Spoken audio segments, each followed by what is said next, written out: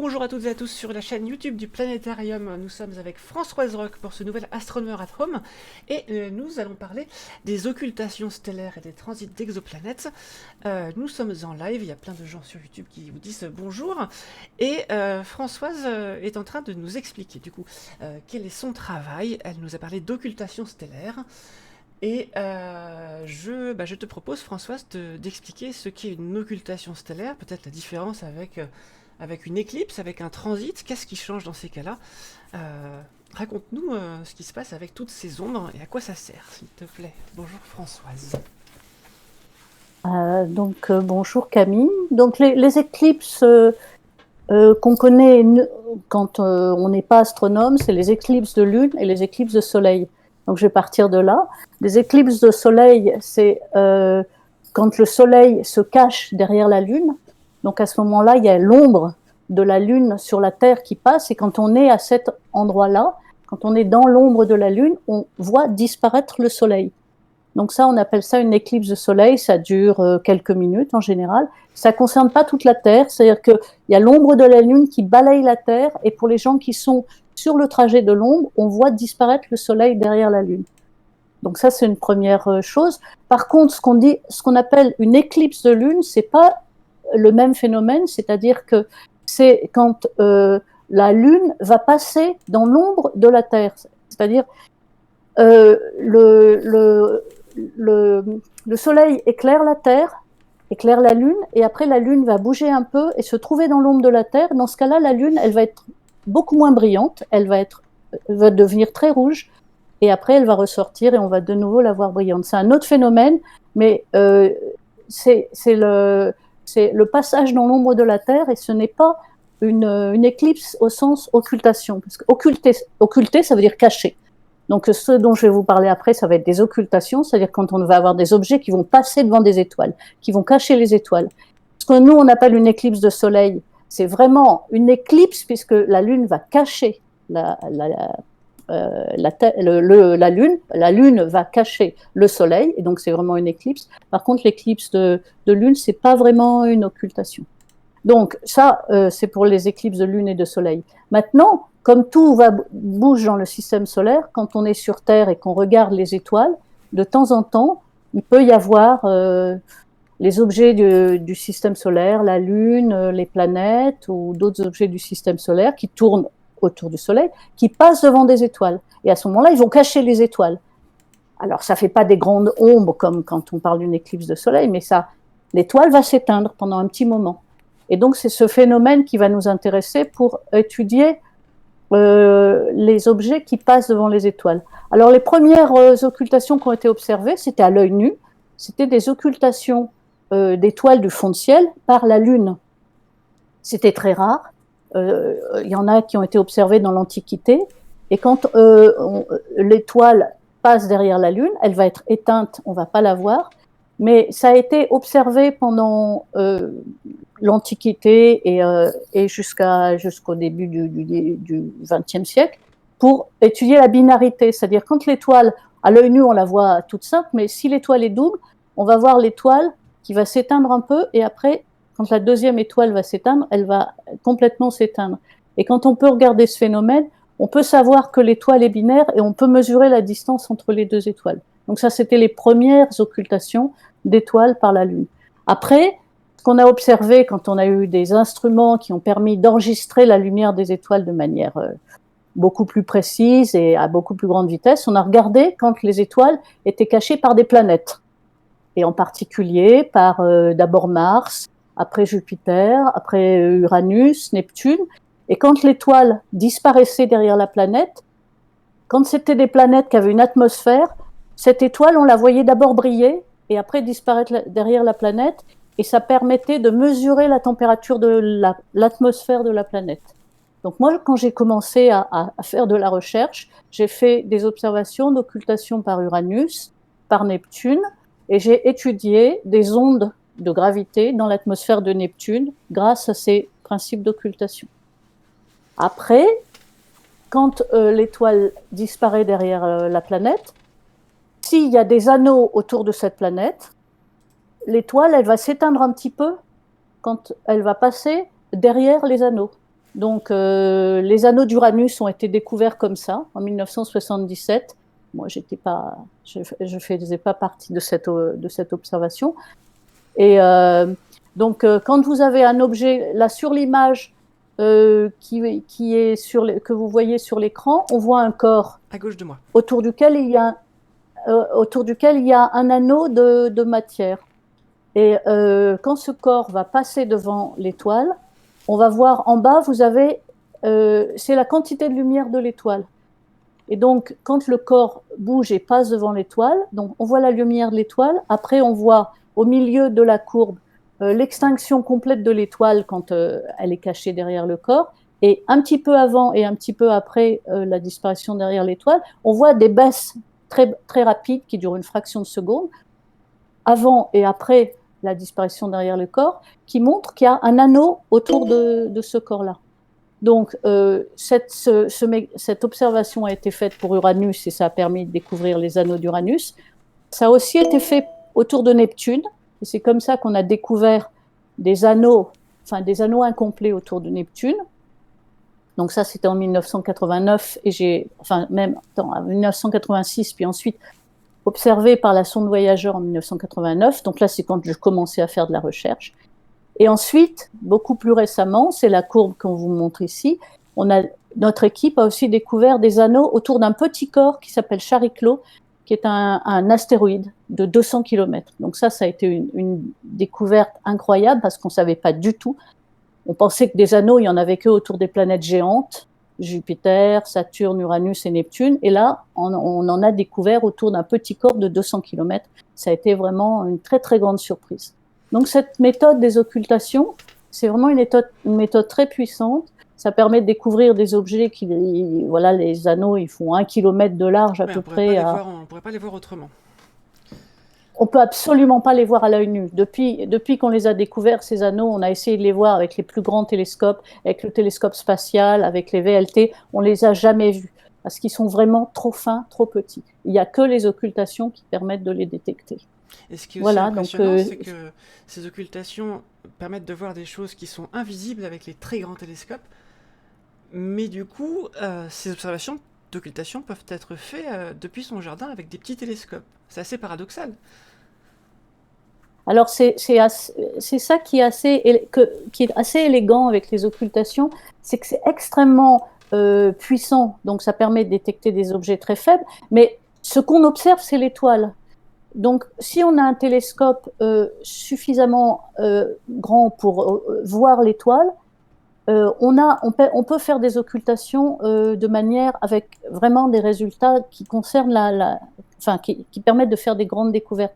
Et le réseau d'astronomes avec lequel on fait toutes ces découvertes dont je vous ai parlé, il y a des astronomes professionnels partout dans le monde, mais il y a aussi des astronomes amateurs. Il y a des centaines d'astronomes amateurs qui travaillent dans notre équipe, parce que ces occultations, elles sont pas, une occultation donnée, elle n'est pas visible de partout sur la Terre. Si vous voulez, il y a l'ombre de l'objet qu'on veut étudier. Par exemple, si on veut observer une occultation par Pluton, on va chercher où va passer l'ombre de Pluton sur la Terre, et il n'y a qu'à cet endroit-là que les gens verront l'occultation à côté, ils ne la verront pas. C'est un peu comme l'éclipse de soleil dont on parlait tout à l'heure. Donc, on calcule l'endroit où va passer l'ombre de l'objet. S'il y a des grands télescopes professionnels à cet endroit-là, on va faire des observations avec ces grands observatoires. Mais sinon, on met des petits télescopes à l'endroit de l'ombre, comme celle que vous avez vue sur l'image. On installe un petit télescope, on met un ordinateur à côté pour le piloter, et on fait l'observation à cet endroit-là. Mais là, sur le dessin que vous voyez, voilà, l'ombre est petite. L'ombre est petite, contrairement à la Lune qui passe devant une étoile, tu nous disais tout à l'heure. Là vraiment, c'est une petite ombre, un petit pinceau qui va là, l'ombre est petite. L'ombre à la taille de l'objet. Là, vous voyez la Terre avec la partie qui est dans la nuit et la partie qui est dans le jour, et la partie qui est dans la pénombre au milieu. Et les deux traits noirs vous montrent le passage de l'ombre d'un objet qui s'appelle Haumea, qui est un objet du disque de Kuiper, c'est-à-dire qui est au-delà de Neptune. C'est un astéroïde qui est au-delà de Neptune. Et il a occulté une étoile, et l'ombre est passée entre ces deux traits noirs. Donc ça, c'est un calcul qui est assez difficile à faire. parce qu'il faut vraiment connaître la position des étoiles de manière très précise, la trajectoire de Haumea. Mais une fois qu'on a fait ce calcul, on sait que l'ombre va passer là. Et donc, les étoiles vertes, ça vous montre les endroits où on avait des collègues astronomes, professionnels ou amateurs, qui ont observé cette observation. Donc, ceux qui étaient entre les deux bandes noires ont vu l'occultation, c'est-à-dire ils ont vu l'étoile s'éteindre quand Haumea est passé devant, et ceux qui étaient en dehors de la trajectoire n'ont pas vu, ont vu l'étoile, mais qui ne s'est pas éteinte. C'est le principe de l'occultation. Et donc l'intérêt, c'est que c'est très puissant quand on a un réseau d'astronomes qui observent une même occultation. En mettant ensemble toutes les courbes, on retrouve l'ombre chinoise de l'objet. Et comme ça, on peut reconstruire. Voilà, je viens de mettre. Il y a une autre figure où on va voir la courbe observée d'un certain endroit. Voilà, donc là, vous avez une occultation par Eris qui a été observée de plusieurs endroits. Donc, vous avez 3 trajectoires. Donc, la trajectoire la plus haute, on voit que l'étoile a disparu derrière l'objet. La trajectoire un peu plus bas, on voit qu'elle a disparu, mais à un moment plus court. Et la trajectoire en bas, l'étoile n'a pas disparu du tout. Donc, quand on reconstruit et on remet toutes ces courbes les unes au-dessus des autres, on retrouve la forme de l'objet. Et on retrouve cette forme avec une précision extrêmement grande, beaucoup plus grande que toutes les observations qu'on peut faire avec d'autres techniques. Donc, ça permet de mesurer la taille et la forme de l'objet de manière vraiment très, très précise et éventuellement de détecter une atmosphère. Ou des anneaux. Et là, vous avez les 3... voilà, il y a plein de choses. Voilà, les courbes. C'est-à-dire, la quantité de lumière de l'étoile est enregistrée à peu près, en général, de l'ordre de 10 points par seconde, entre 10 points par seconde et 1 point par seconde. Et vous voyez différentes courbes avec des longueurs différentes. C'est les 3 courbes que je vous ai montrées tout à l'heure, c'est-à-dire les 2 d'en haut, elles viennent d'un observatoire qui était au centre de l'ombre. Ensuite, il y avait une ombre, la trajectoire, la 3e était à un endroit où l'ombre était plus courte, et la dernière, on voit qu'il n'y a pas du tout d'extinction de l'étoile.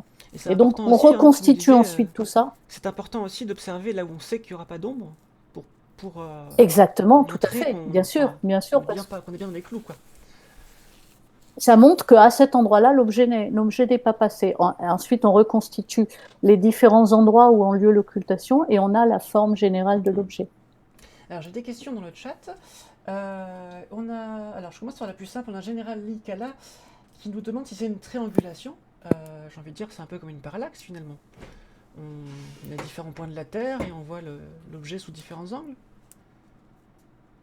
C'est plutôt l'ombre qui passe sur la Terre, et ce qui est important, c'est le timing du moment où l'étoile s'éteint et le moment où l'étoile réapparaît.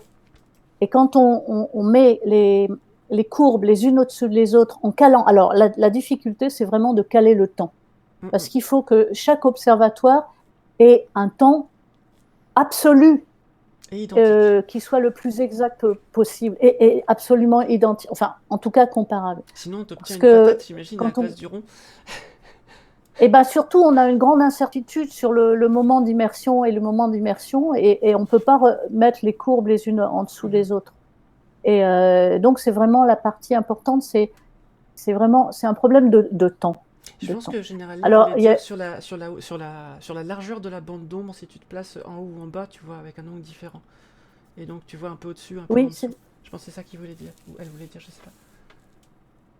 Alors si on reprend le dessin où on voit l'ombre passer, ceux qui étaient près du trait, ils voient une occultation courte. C'est celui-là. Voilà, ou même le précédent où on voit la Terre. Voilà, celui-là. Celui-là ? Les gens qui sont près de... Voilà. Les gens qui sont près de... Non, celui d'après. Oui, je veux dire, on la Terre. C'est pas grave. Ah oui. Ouais. Quand on voit la Terre, voilà, les 2 traits noirs qui sont juste le bord de l'ombre. Donc les gens qui sont juste sur le trait noir, ils voient une occultation très brève, parce que l'étoile a rasé le bord de l'objet.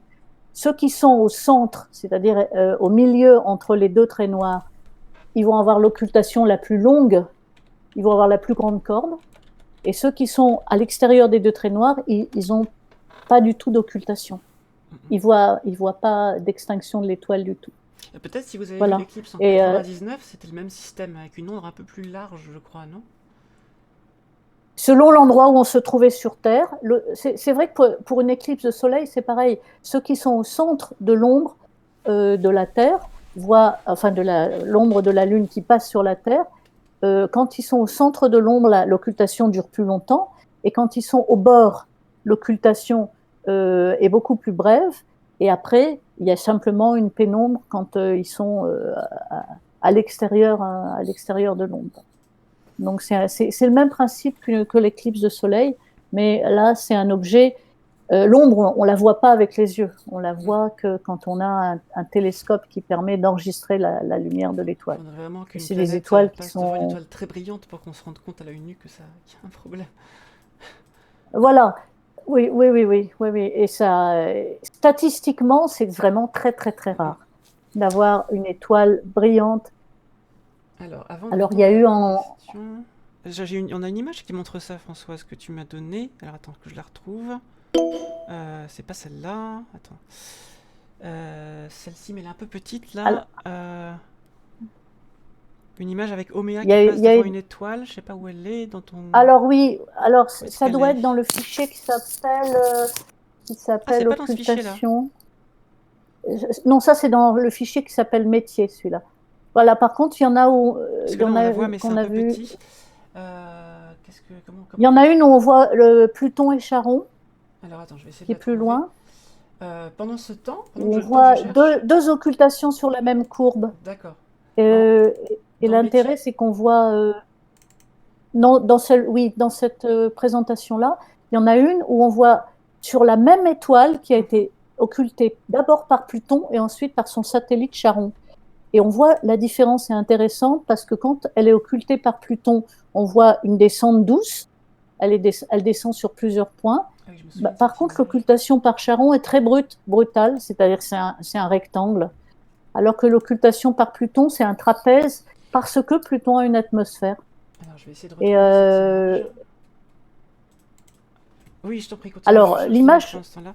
je ne sais pas si vous voyez l'image qu'on voit là, où on voit plein de petits rectangles avec Alors, attends, une attends, sorte attends, de courbe Ah, je crois que dessus. j'y Ça, suis. Voilà, c'est bon, je l'ai.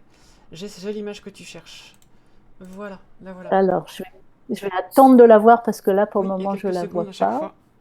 On va attendre. Ah, voilà.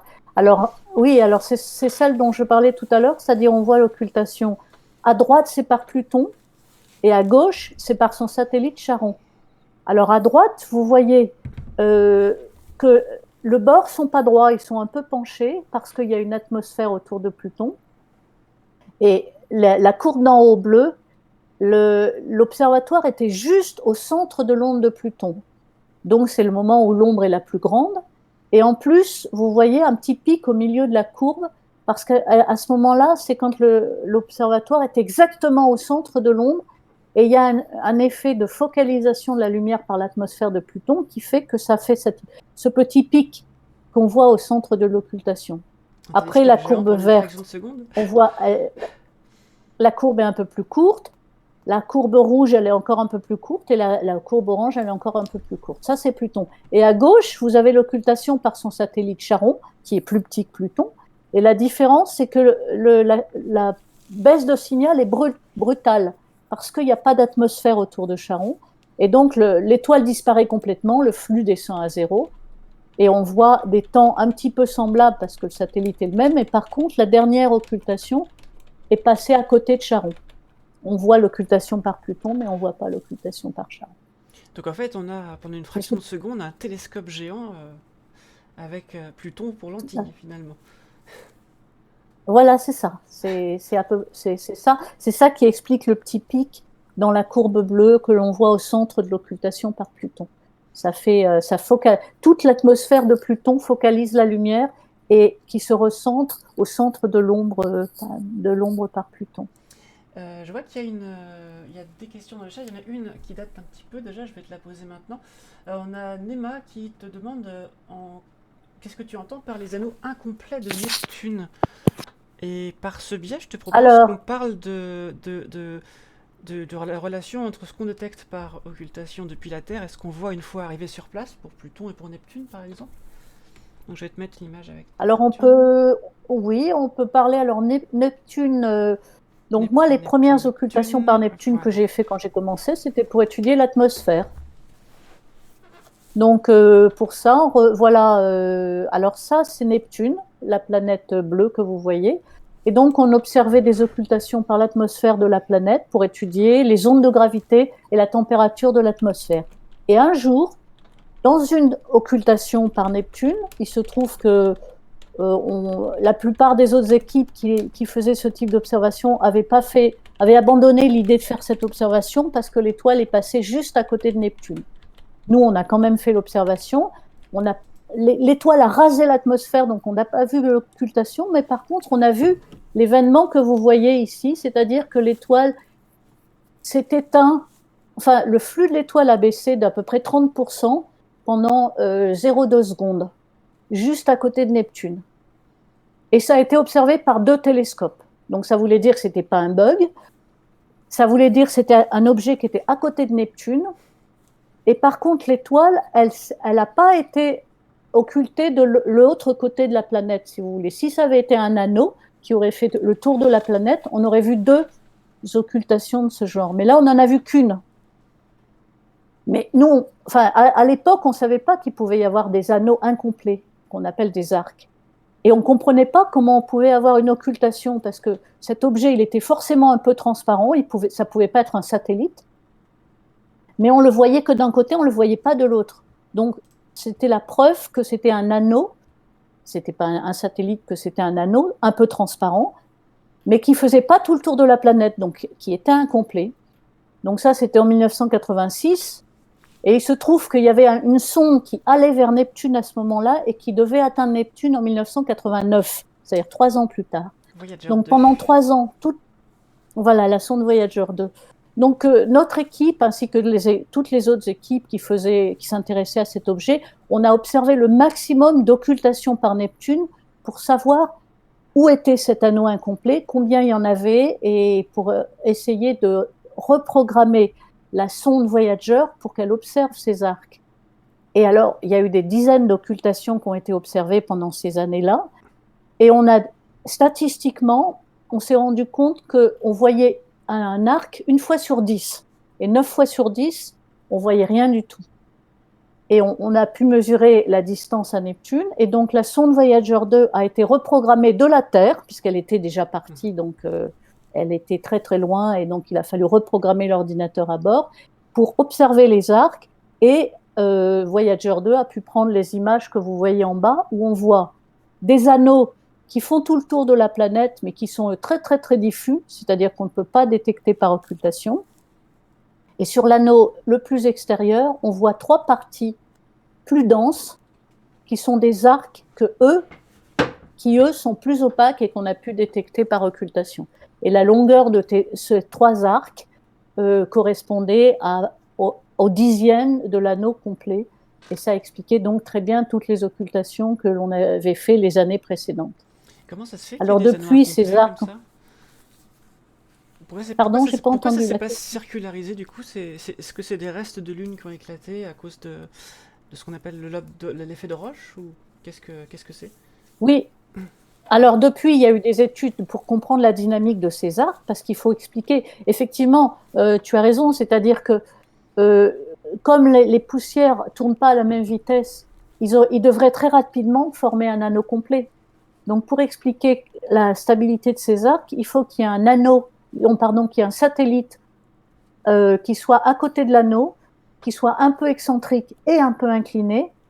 Et il y a des résonances qui se passent entre les particules des arcs et le satellite, qui vont faire que les particules de l'arc vont rester confinées et ne vont pas s'étaler.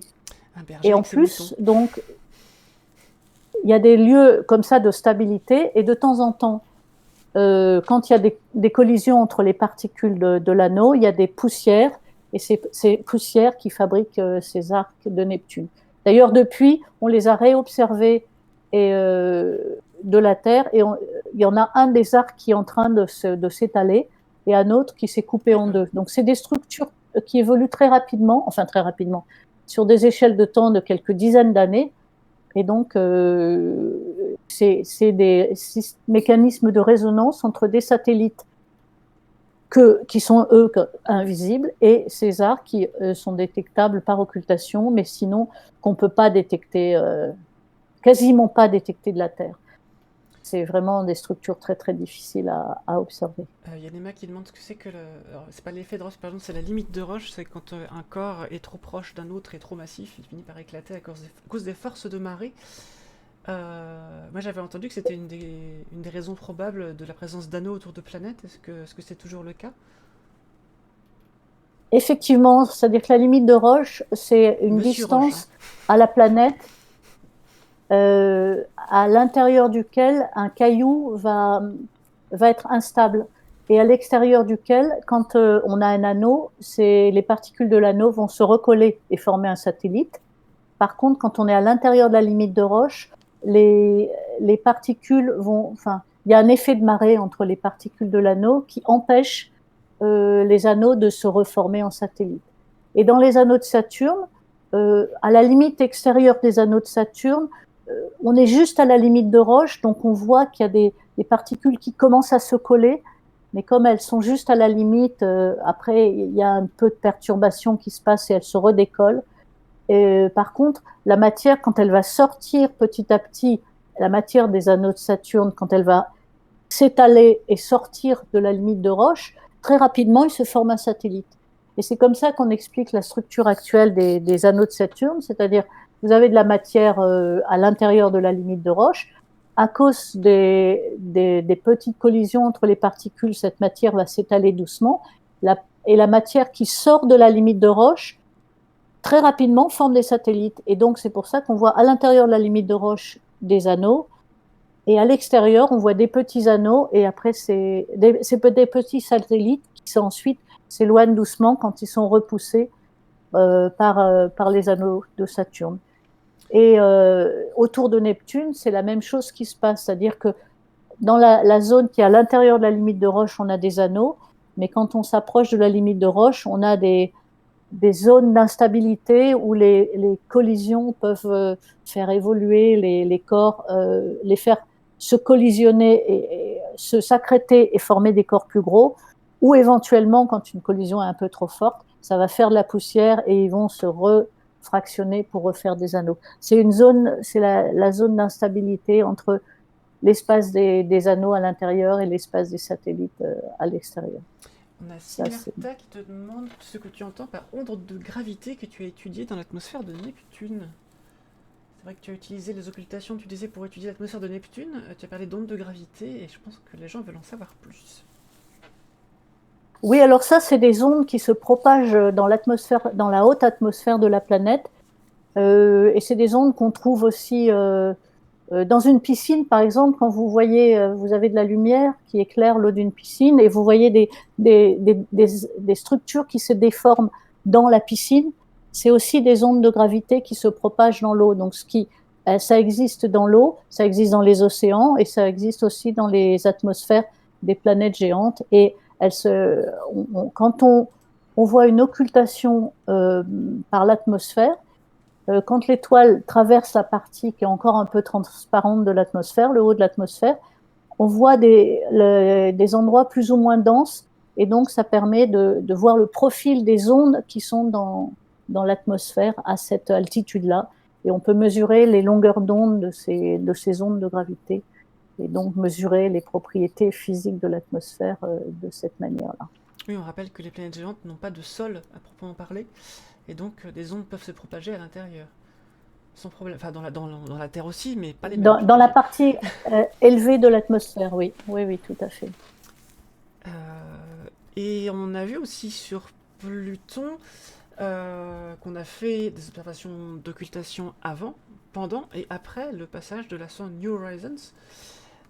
Donc là, je vois un peu la mèche. Françoise Roch était ma directrice de thèse il y a 10 ans. 10 ans tout juste.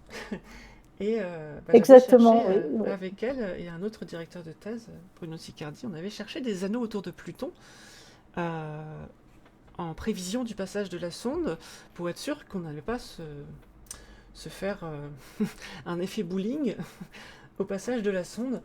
Et donc on a cherché avec la même méthode que pour Neptune. Heureusement, Pluton n'avait pas d'anneau. On pensait que c'était possible parce qu'il y avait quand même 5 satellites qui se baladaient autour. Avec les mécanismes dont tu as parlé, Françoise, c'était envisageable. Mais malgré tout, c'est pas autour de Pluton que Françoise a découvert des anneaux ensuite. C'est autour de Chariclo. Exactement. Est-ce que tu veux que je mette le petit film ?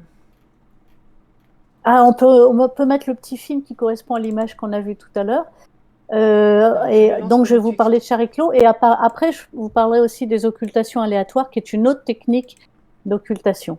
Mais là, Chariclo, ça a été vraiment la surprise dont je vous parlais tout à l'heure. C'est-à-dire, pour les astéroïdes, moi, je m'occupe moins des astéroïdes, mais il y a des équipes qui font les occultations par les astéroïdes pour vraiment trouver leur forme. Alors là, c'est un astéroïde, enfin plutôt un objet de Kuiper qui est au niveau des planètes géantes, qui s'appelle Chariclo. Et donc, des occultations sont observées régulièrement pour mesurer leur taille et leur forme. Et au cours de l'une de ces occultations, ça a été vraiment une très grande surprise de voir une extinction de l'étoile avant et après la disparition de l'étoile derrière l'objet. Et donc là, ça a été plusieurs équipes faisaient l'observation, et en mettant ensemble toutes ces observations, on s'est rendu compte que les extinctions brèves de lumière avant et après le corps faisaient un anneau autour de Chariclo, et donc ça a été la découverte de ces anneaux de Chariclo qui ont donné lieu à un article dans Nature, qui est la revue prestigieuse. Je ne sais pas faire afficher la vidéo dans le logiciel de streaming, je ne sais pas pourquoi. Mais sinon, c'était l'image qu'on a vue en début de présentation. Mais là, on voyait le mouvement de Chariclo qui passe devant l'étoile. Et pourtant, sinon, tu peux remettre juste l'image qu'on a vue tout à l'heure. En attendant, effectivement, tu as raison. Voilà. Parce que j'aurais bien aimé qu'on voit la vidéo, mais ça n'a pas l'air de fonctionner. Problème de compatibilité de logiciel, probablement. Donc, effectivement, on voit une Chariclo qui passe devant. Donc là, voilà, donc là, il y a l'étoile. On suppose l'étoile est fixe, et vous voyez Chariclo à droite avec son anneau qui va passer devant l'étoile, et en bas, c'est le flux d'étoiles. Donc le flux est constant quand l'étoile n'est pas cachée par rien du tout, et on voit au milieu l'occultation par Chariclo, c'est-à-dire à cet endroit-là, l'étoile est complètement éteinte, et puis l'occultation par l'anneau avant et après l'occultation par Chariclo.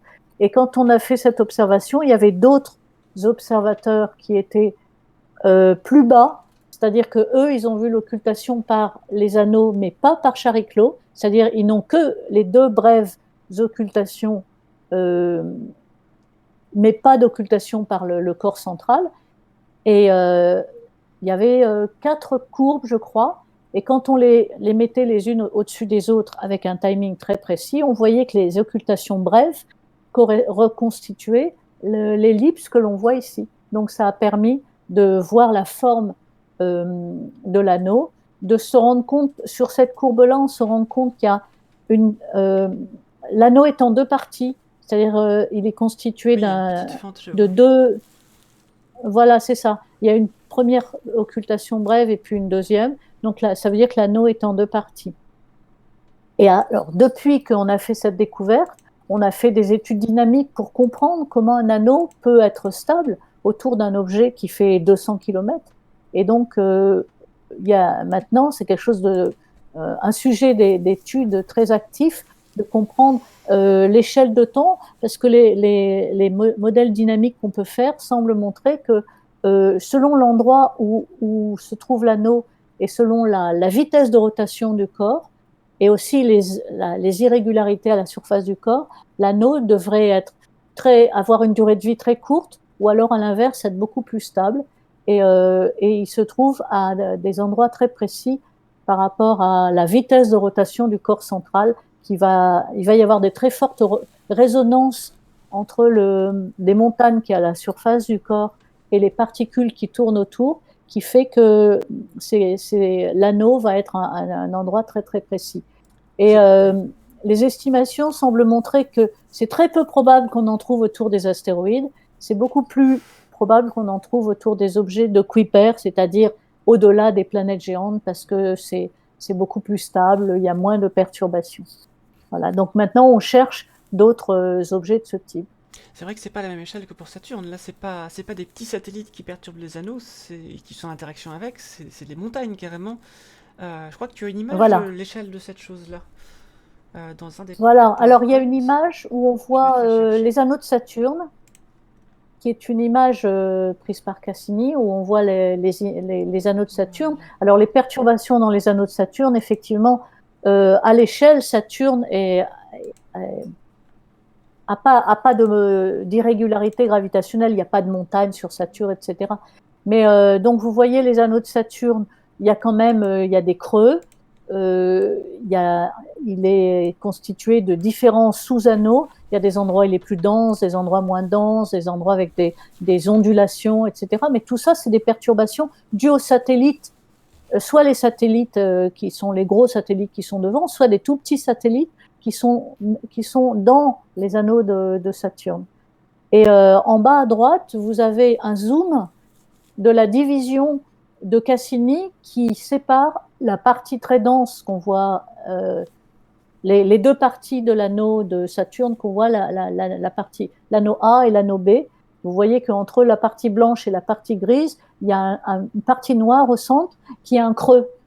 Et donc en bas, vous avez un agrandissement sur ce creux qui s'appelle la division de Cassini, et vous avez une représentation de l'anneau de Chariclo à l'échelle par rapport aux anneaux C'est de tout Saturne. petit. Donc vous voyez que Chariclo, c'est vraiment un micro-anneau par rapport aux anneaux de Saturne, et c'est quelque chose qui était absolument inimaginable. Il n'y avait aucun article qui avant faisait l'hypothèse ou étudiait la possibilité d'avoir des anneaux autour de corps aussi petits. Donc voilà. Donc maintenant, on essaye d'en trouver autour d'autres corps, et on s'intéresse à la dynamique de ces petits corps. Même autour de Voilà. Donc Pluton, ça, c'est on nous regardait un peu bizarrement quand on disait on cherche des anneaux autour de Pluton. Alors oui, oui, oui, mais C'était un c'était pas petit du peu tout nouveau, hein. impossible, parce que vu la taille de Pluton, c'était tout à fait possible, comme il y avait des petits satellites autour. Donc ton travail, ça a été de justement regarder des occultations par Pluton, et de mesurer la densité maximum d'anneaux qu'il pouvait y avoir C'est ça. autour de Pluton, pour vérifier à quel endroit il y avait des risques qu'il y ait des anneaux autour de Pluton, pour que la sonde Horizon ne passe pas aux endroits où il y avait de la matière. Voilà. Oui, c'est d'ailleurs comme ça qu'on fait pour démontrer que quelque chose n'existe pas. C'est pas possible en science. Tout ce qu'on peut faire, c'est donner une limite à l'existence de quelque Et, chose. Si vous cherchez un cube dans une pièce, ben, s'il fait 1 mètre, bah, clairement c'est pas vrai puisque vous le voyez pas, et donc comme ça vous réduisez, et puis non, bon bah s'il y a un cube dans la pièce, bah, je suis pas capable de le voir sauf s'il fait moins de 10 micromètres, chose comme ça par exemple. Là c'est un peu pareil, s'il y a des anneaux autour de Pluton, bah, on n'est pas capable de les voir parce que si on les voyait, ils feraient telle taille, mais là ils font moins de telle taille, etc. Donc c'est comme ça qu'on a fait, et bah, quand la sonde est arrivée, elle s'est pas cassée, donc heureusement. c'est vrai que le résultat qu'on a donné était vraiment un soulagement pour l'équipe, parce que voilà, au moins ça les assurait qu'il n'y avait pas. Enfin, il pouvait y avoir quand même de la matière, mais beaucoup plus faible que la limite supérieure qu'on avait donnée, qui était vraiment très très très faible quand même. Voilà. Et 52 000 maintenant, km/h. voilà. Il fallait pas se louper. Ouais, ouais, Et tout à l'heure, tu parlais ouais. du petit pic qui avait été observé sur l'occultation de Pluton. Attends, je vais te le remettre. Et du coup, je voulais te relancer par Le- rapport à ça. Voilà. Est-ce que vous l'avez bien tous? Ça s'appelle un flash central. Voilà. Voilà, le flash Et central. donc, tu disais, c'est en fait l'atmosphère autour de Pluton qui, quand on est parfaitement aligné, en fait, fait un effet de loupe finalement et fait converger la lumière de l'étoile en Oui, arrière-plan vers nous. Euh, et ça, tout on a à pu fait. l'observer aussi sur place. J'ai une mémoire d'une photo qui a été prise de Pluton depuis derrière Pluton, où on voit le, le. Comment dire? Flash central, oui, oui, oui. Ils ont fait des observations d'occultation par, par l'atmosphère, en étant derrière la planète. Et un mécanisme, enfin, le flash central comme ça, On l'a observé aussi autour d'autres planètes, autour de Neptune. Il y en a même eu un qui a été observé au cours d'une occultation par Mars, si je ne dis pas de bêtises. Autour de Uranus aussi, on a déjà observé un flash central. Et aussi autour de Titan. Et l'intérêt autour de Titan, c'est que ça a donné une mesure très précise du taux d'aplatissement. Parce que Titan étant quand même un satellite, il n'est pas complètement circulaire. Et ça a permis de mesurer à la fois le taux d'aplatissement de Titan et aussi la mesure des vents. Parce que l'atmosphère était déformée par les vents dans l'atmosphère de Titan. Et donc, le fait que l'atmosphère était déformée, cet effet lentille aussi était déformé. Et le flash central, au lieu d'être un spot, enfin une tache ronde, était une sorte de forme de diamant, parce que la planète est aplatie avec une rotation de l'atmosphère, et on a pu reconstituer la forme de ce diamant et donc déduire l'aplatissement et la vitesse des vents dans l'atmosphère de Titan. Ça montre quand même que ces occultations, c'est quelque chose... c'est un mécanisme très simple. Juste regarder une étoile qui passe derrière Titan, par exemple, mais ça permet de faire vraiment une science très fine en restant sur Terre et pour des coûts vraiment très très faibles. Donc c'est ce que j'appelle une science frugale, c'est-à-dire pour des coûts très très faibles, avec des petits instruments, on arrive à détecter des mesures. Ah oui, donc là on voit une photo. Oui, je t'ai mis cette photo-là, du coup je viens de la trouver sur Internet. Donc là on est... le soleil est derrière, et là on voit le haut de l'atmosphère qui est éclairé par le soleil qui est derrière, et donc la sonde s'éloigne de la planète. Donc ça c'est derrière Pluton, hein. C'est à 6 milliards de kilomètres du Soleil, quelque chose comme ça. Donc voilà, c'est ça. Ouais. Alors c'est intéressant cette photo, parce que tu parlais des occultations, des éclipses de lune tout à l'heure, qui ne sont pas des occultations. Mais finalement, c'est pas une occultation du point de vue observateur, mais ça reste quelque chose qui cache quelque chose, ça reste un passage d'un objet devant un autre, et quand on est derrière, quand on est sur la Terre et qu'on regarde la Lune, on voit en fait le résultat de ce phénomène-là, puisque tu as l'atmosphère de la Terre qui focalise en fait la lumière sur la Lune, et qui apparaît cette fois-ci rouge. Alors là, sur Pluton, ça n'apparaît pas rouge. Oui. Est-ce que c'est dû à un phénomène un peu différent sur Pluton? Pourquoi est-ce qu'elle est bleue, du coup, l'atmosphère, là? Oh, c'est parce qu'il n'y a probablement pas de poussière. Sur Terre, si la lumière du Soleil qui traverse l'atmosphère de la Terre et va éclairer la Lune, fait que la Lune est rouge, c'est parce que la lumière du Soleil est rougie par la poussière qui est dans l'atmosphère de la Terre. La poussière va diffuser la lumière bleue, la lumière donc qui traverse l'atmosphère de la Terre et va éclairer la Lune est rouge, est rougie par la poussière qu'il y a dans l'atmosphère de la Terre. Mais là, dans l'atmosphère de Pluton, il y a pas de poussière. C'est une atmosphère qui est très plus claire, moins poussiéreuse. Et donc, c'est probablement... Enfin, je ne veux pas m'avancer, mais c'est probablement pour ça qu'on voit une lumière qui est plutôt bleutée, blanche bleutée, que rouge quand la Lune passe dans la lumière solaire qui traverse l'atmosphère de la Terre. Voilà, je ne sais pas si j'ai été très claire, mais si. En gros, il y a de la poussière dans l'atmosphère de la Terre, il n'y en a pas dans l'atmosphère de Pluton. Donc si vous voulez de l'air pur, allez sur Pluton. Par contre, c'est 100% d'azote. Hein. Oui, voilà, donc il n'y en a pas beaucoup. En plus, elle est variable, cette atmosphère, oui. Donc très probablement, Pluton est en train de s'éloigner est en train de rentrer dans son hiver, on va dire, et donc son atmosphère, elle va se condenser à la surface de Pluton et il va y avoir beaucoup moins d'atmosphère. C'est les modèles qui le disent. Donc ces dernières années, on a mesuré des densités qui étaient au maximum, je dirais, parce que l'atmosphère de Pluton était assez dense. Et maintenant, petit à petit, l'atmosphère va se condenser à la surface de Pluton et l'atmosphère va disparaître. C'est un peu comme ce serait l'inverse d'une comète. Quand une comète s'approche du Soleil, elle dégaze de l'atmosphère et elle a donc une atmosphère. Et là, Pluton, c'est quand Pluton s'éloigne du Soleil, elle va perdre son atmosphère. Et son atmosphère va se condenser et aller à la surface. Et Et donc la densité de l'atmosphère va de nouveau faiblir jusqu'à l'été plutonien suivant. Il y a un peu le même phénomène sur Et Mars c'est avec le CO2, mais pas à ce point-là quand même. L'atmosphère disparaît pas ouais, ouais, totalement ouais, sur Mars, mais en hiver, il y a moins ouais, d'air sur Mars. ouais. Ah, On oui, a oui, il y a des Madeline. effets. Pardon, vas-y, je t'ai coupé. Non, mais je voulais ensuite peut-être parler des occultations aléatoires, qui est un Oui, autre il y a juste phénomène. Donc, deux s'il petites y a une autre questions avant. question, On a Madeline qui dit vas-y. que ce système est très ingénieux. Voilà, il fallait quand même le placer.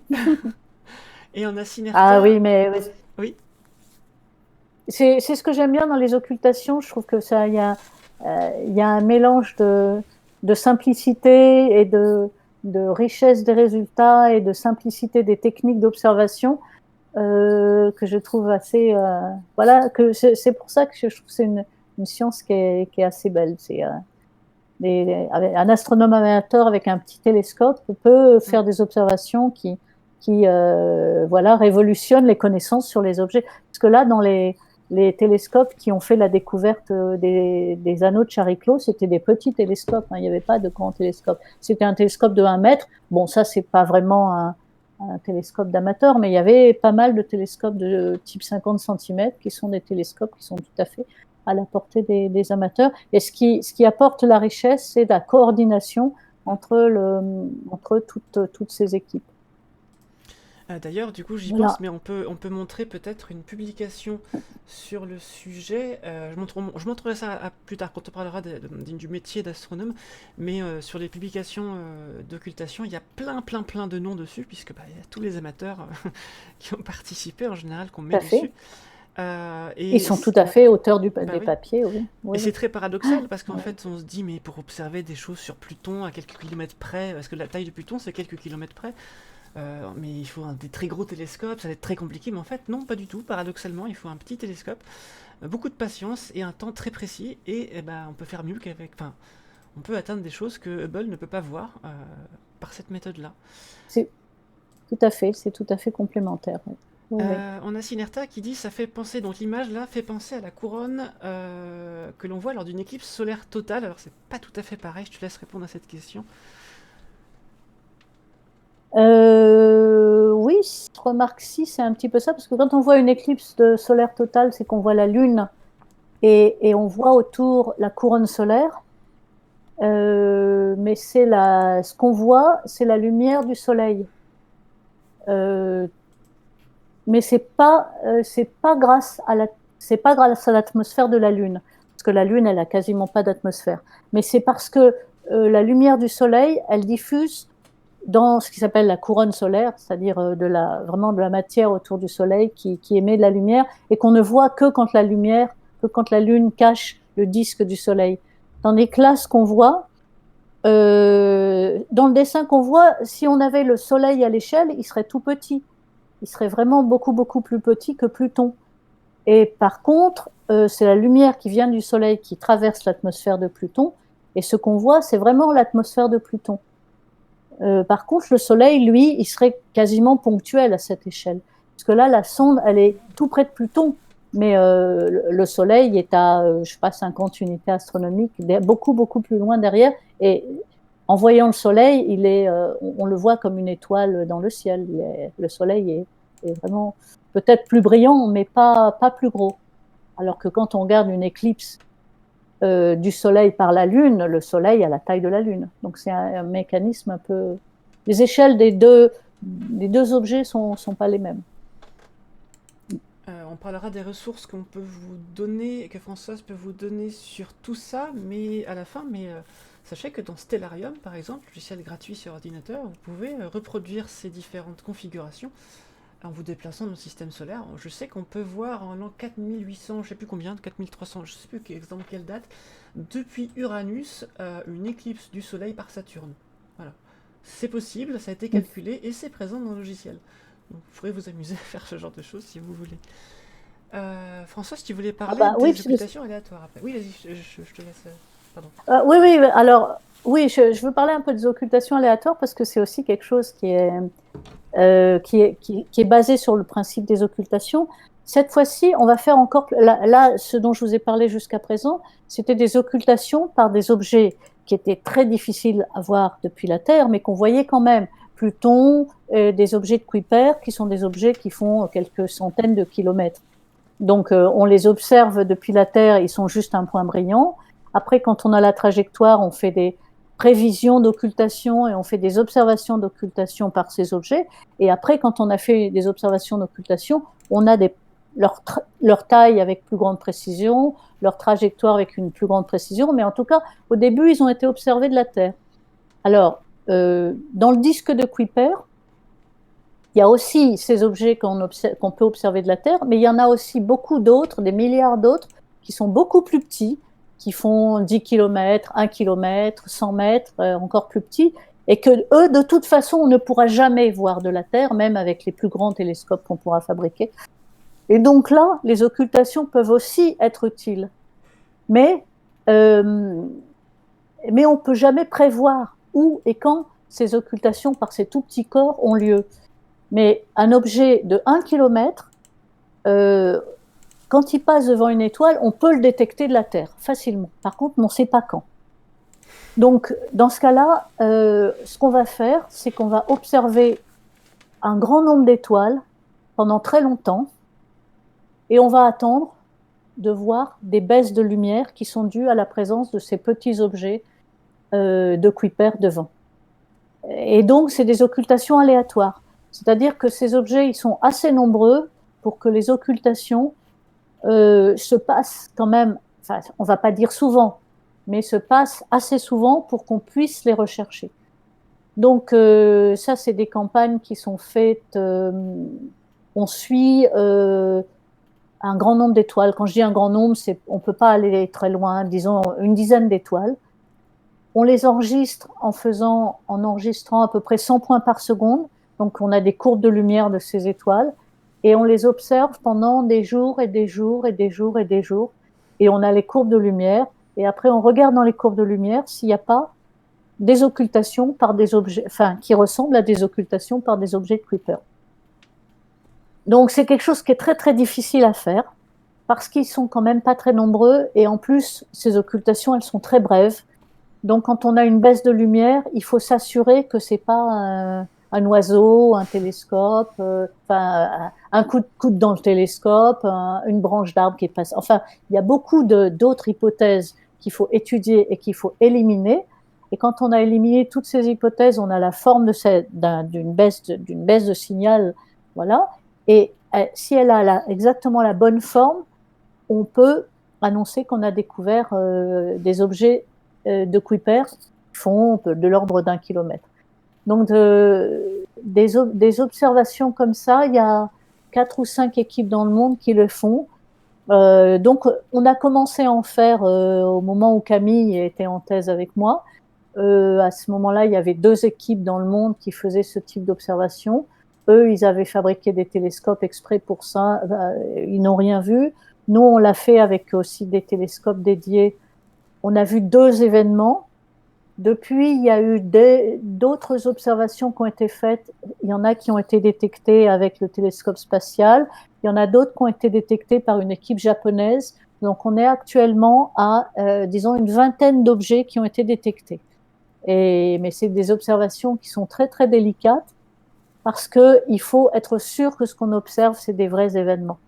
Mais d'un autre côté, c'est la seule manière de savoir combien il y a d'objets tout petits dans le système solaire extérieur. Et ça permettrait même de détecter des objets, des comètes du nuage de Oort. Mais pour ça, il faudrait observer avec des très grands télescopes pendant des mois et des mois. Et donc, pour le moment, ce ne sont pas des choses qui se font. Mais si un jour on veut le faire, ce sera la seule technique pour détecter les objets du nuage de Oort, qui sont la réserve des comètes qui viennent de temps en temps dans le système solaire intérieur. Comme j'avais dit dans ma thèse... Voilà, donc ça c'est encore... Oui, vas-y. Comme j'avais dit dans ma thèse, si on veut chercher une aiguille dans une botte de foin aussi grande, eh bien, il faut retirer un maximum de foin dans lequel on sait qu'il n'y a pas d'aiguille. Donc c'est vrai que c'est compliqué. Hein. Il y a quelques années, il y a une équipe qui avait détecté un signal radio intéressant avec un radiotélescope, et puis en fait ils se sont rendus compte que c'était le micro-ondes qui était allumé dans la cuisine à côté. Je sais pas si tu as entendu parler de ça. Donc effectivement, il faut Oui, faire oui, oui. attention, Oui, faire oui. attention à ça. Ça peut Oui, être oui. plein de choses, mais je me souviens quand même que ça a une forme particulière, ces occultations. Ça a une forme particulière parce que si l'objet est petit et que l'étoile est suffisamment petite, euh, il va se passer un phénomène qui s'appelle la diffraction et il va y avoir des franges de diffraction. C'est-à-dire que l'étoile, elle va pas s'éteindre et se rallumer après, mais elle va scintiller. Et quand on détecte cette scintillation, on est sûr que c'est un objet et on peut même mesurer sa distance. Donc là, on est sûr de l'avoir. Mais pour détecter la scintillation, il faut que le flux de lumière soit suffisant et qu'on ait observé avec une vitesse suffisamment grande. Et donc, voilà, quand toi, tu as commencé ta thèse, on commençait seulement ce type de travail. Maintenant, les techniques sont bien au point et on fait des observations de ce genre et ça commence vraiment à donner des résultats intéressants. Et Mais voilà, il a fallu 10 ans ouais, pour la que ça difficulté, se mette en place. c'est aussi que ben, si on fait beaucoup d'images par seconde, donc ça, les gens qui connaissent le slow motion sur Internet, il y a par exemple les slow-mo guys qui font ça, c'est très rigolo. C'est des caméras qui vont... alors, ça fait plus d'images par seconde que ce qu'on utilise en astronomie, parce que bah, quand on est sur Terre, il y a beaucoup de lumière, et donc bah, si vous faites, je sais pas moi, 1000 images par seconde, eh ben, il faut que la caméra elle capte assez de lumière, toutes les millièmes de seconde pour faire une image. Alors, quand on fait du slow motion, on s'en sort à peu près parce qu'on est sur Terre, il y a de la lumière, mais quand on fait le travail de Françoise, eh ben, on peut pas aller à une très grande fréquence parce que déjà 100 images par seconde, il faut récupérer, comme tu dis, suffisamment de lumière pour pouvoir mesurer la lumière de l'étoile sur ces images individuelles. Et ça, j'imagine que c'est aussi une difficulté. Ça doit limiter un peu ce que tu es capable de faire avec tes instruments, j'imagine.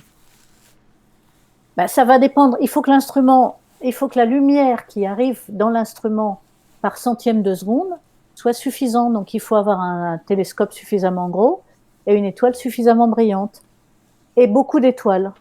Et donc, c'est ça la difficulté. Il faut avoir beaucoup d'étoiles dans le champ, des étoiles suffisamment brillantes et un télescope suffisamment grand. Donc, l'idéal, ce serait d'avoir un télescope genre 3 mètres et suivre une centaine d'étoiles en même temps. Donc, il faudrait faire un instrument spécifique pour ça. Donc, j'avais proposé ça à un moment, de faire un instrument qui permet d'enregistrer en permanence une centaine d'étoiles avec un télescope de 3 mètres. Mais bon, il faut encore convaincre des gens que ce projet... Et puis là, on commence à faire de la science plus dure parce qu'il faut fabriquer un instrument exprès.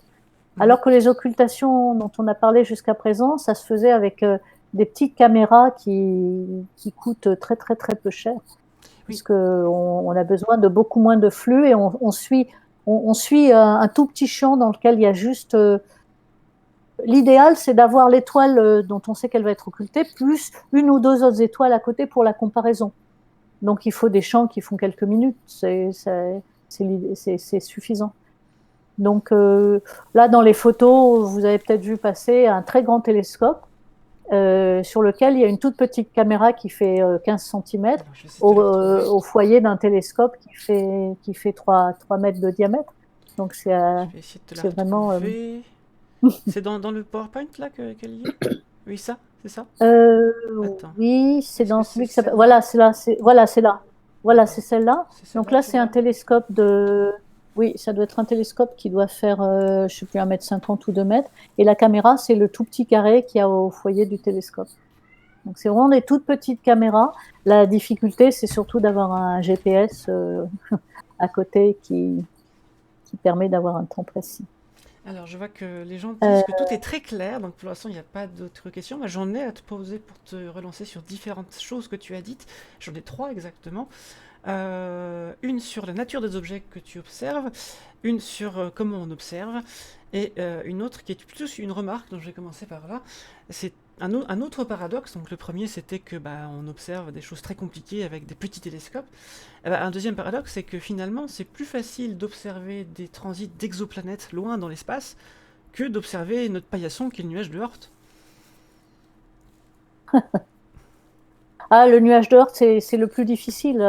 Ce serait possible avec les occultations, mais il faudrait vraiment un gros instrument. Effectivement, alors on peut passer au transit d'exoplanètes, mais le principe, c'est un petit peu le même, mais la physique est quand même très, très, très... Enfin, c'est surtout les mesures, les distances relatives des objets qui sont différentes. C'est comme de passer d'une l'éclipse de soleil à une occultation.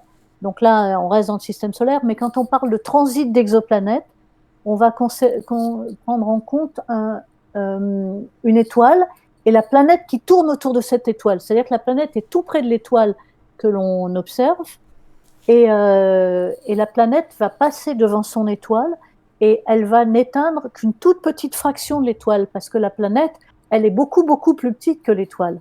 Elle vaut peut-être, elle est 1000 fois plus petite, de l'ordre de 1000 fois plus petite que l'étoile. Donc, elle va éteindre un tout petit peu l'étoile. Alors que nos occultations, nos objets, ils éteignent complètement les étoiles qui passent devant. Tandis que là, on fait des transits d'exoplanètes et on va voir une baisse du flux de l'étoile qui est peut-être de 1 millionième de flux. C'est-à-dire la baisse de signal, elle est dans le rapport de la taille de la planète sur la taille de l'étoile. C'est-à-dire si la planète est 10 fois plus petite que l'étoile, la baisse de flux de l'étoile va être de 10 au carré, c'est-à-dire de 1 centième. C'est-à-dire le flux de l'étoile va baisser de 1 centième. Donc quand on mesure une étoile et qu'on voit que son flux baisse de 1 centième, ça veut dire qu'il y a une planète qui est passée devant qui fait 1/10 de la taille de l'étoile. Donc après, on mesure la taille de l'étoile en regardant son spectre et en connaissant sa classe spectrale. Donc on sait sa taille physique, sa taille réelle, et donc on en déduit la taille de la planète. Donc ça, les transits d'exoplanètes, c'est une mesure extrêmement puissante pour mesurer la taille de la planète surtout. Alors, la difficulté, c'est qu'il faut que la planète passe devant. C'est-à-dire, quand vous avez des planètes qui tournent autour d'une étoile, c'est pas sûr qu'elle passe exactement dans le plan où se trouve la Terre. À ce moment-là, elle peut tourner autour de l'étoile dans un plan perpendiculaire. Dans ce cas-là, il n'y a pas de transit. Et donc, il y a des transits que sur une certaine fraction des étoiles. Oui, donc Camille, tu avais peut-être d'autres questions. Avant qu'on passe complètement aux exoplanètes, donc on reparlera de tout ça. Puis en plus, il y a un jeu de mots questions dans le chat qui est intéressant. Je voulais te demander quelles sont les caractéristiques en fait des objets donc qu'on appelle transneptuniens, qui sont au-delà de l'orbite de Neptune, que tu peux détecter par les occultations aléatoires dans le système solaire. Est-ce que c'est des petits objets, des gros objets? Est-ce qu'ils sont loin? Quelle magnitude ils auraient si on voulait les observer au télescope? Est-ce que tu peux nous dire un peu tout ça? Alors typiquement, au-delà de Neptune, il y a encore de la matière. Et en gros, c'est la matière qui ne s'est pas transformée en planète parce qu'il n'y a pas assez de corps. Donc les objets qu'on détecte, ils font quelques dizaines, quelques centaines de kilomètres. On en connaît quelques milliers, mais ils sont à la limite détectables. Et ceux que nous, on peut détecter par occultation, ils peuvent faire 10 km, 1 km ou un peu en dessous du kilomètre. Et là, il y en a des milliards. Et on sait qu'il y en a jusqu'à de l'ordre de 100 unités astronomiques. Mais au-delà, on ne sait pas encore. Mais c'est possible qu'il y en ait encore. Mais il n'y a qu'en faisant des occultations qu'on pourra le savoir. Donc 100 unités astronomiques, 100 fois la distance Terre-Soleil. Donc 100 fois 150 millions de kilomètres. Ça fait beaucoup. Exactement. Mais ça, on ne sait pas très bien. Et on ne sait pas très bien. J'avais calculé que les deux objets dont tu parlais, alors je ne sais pas si si le calcul est toujours valable, mais les deux objets dont tu parlais qu'on avait détectés auraient une magnitude de 50, je crois. Donc c'est-à-dire, sachant qu'à l'œil nu, on peut voir jusqu'à 6, avec un télescope d'amateur, on peut voir jusqu'à 14. Hubble peut voir jusqu'à 27, 28 en faisant un long temps de pause, mais alors 50 de magnitude, c'était assez énorme. Et grâce à l'application, on peut repérer ces objets.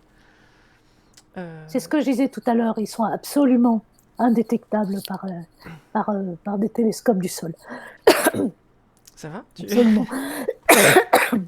Je peux aller prendre un peu d'eau. Je vais aller me remplir un verre d'eau, parce que là, je ne peux plus du tout parler. À tout de suite. Je reviens dans 1 minute. Petit problème technique. Pendant ce temps-là dans le chat, est-ce que vous avez des questions? Est-ce que je peux peut-être répondre à... Oh, tout va bien, c'est juste qu'elle a avalé quelque chose de travers. Est-ce que vous avez d'autres questions sur les occultations que je peux déjà engranger avant qu'on passe au transit? Bon, j'espère que ça va mieux. Ah, ça va mieux. La troisième question que Ça va j'avais un pour peu mieux. toi, la troisième question que j'avais pour toi, c'était, on parle depuis tout à l'heure d'un temps précis, d'un temps précis. Tu as évoqué le GPS. Est-ce que tu peux peut-être rapidement expliquer au public ici présent comment on s'arrange pour avoir un temps précis avec autant d'équipes à la fois? Comment ça marche en fait une fois que, j'ai un exemple ici, une fois qu'on a un petit télescope d'amateur, là, des astronomes autour, comment ils font pour s'assurer que leur temps est correct? Ah bah, les GPS, c'est des, c'est des petits instruments qui coûtent 50 € et qui permettent d'avoir le temps au centième de seconde près. D'accord. C'est des montres absolues qui cherchent des satellites dans le ciel en permanence et qui se calent sur 3 satellites. Et une fois qu'ils ont 3 satellites, ils te donnent la position et le temps de manière extrêmement précise. On a la position, parce que la position est aussi importante à connaître. Donc, ça permet d'avoir la position des télescopes au centimètre près et le temps à une fraction de seconde près. Donc, faut vraiment. Mais c'est des instruments qui coûtent très peu cher, que n'importe qui peut acheter. Et donc, vous avez. Il y a des gens qui ont ça dans leur téléphone, d'ailleurs, maintenant. Oui, On tout peut à fait. avoir ces mesures de temps et de position qui sont très, très précises. On a P. Borel qui te demande si, par la technique des occultations stellaires, il arrive qu'on puisse observer des lentilles gravitationnelles. Si l'objet occultant est très gros, j'imagine. Alors, des lentilles gravitationnelles, c'est un principe pour les exoplanètes. On peut détecter des exoplanètes par le principe des lentilles gravitationnelles, mais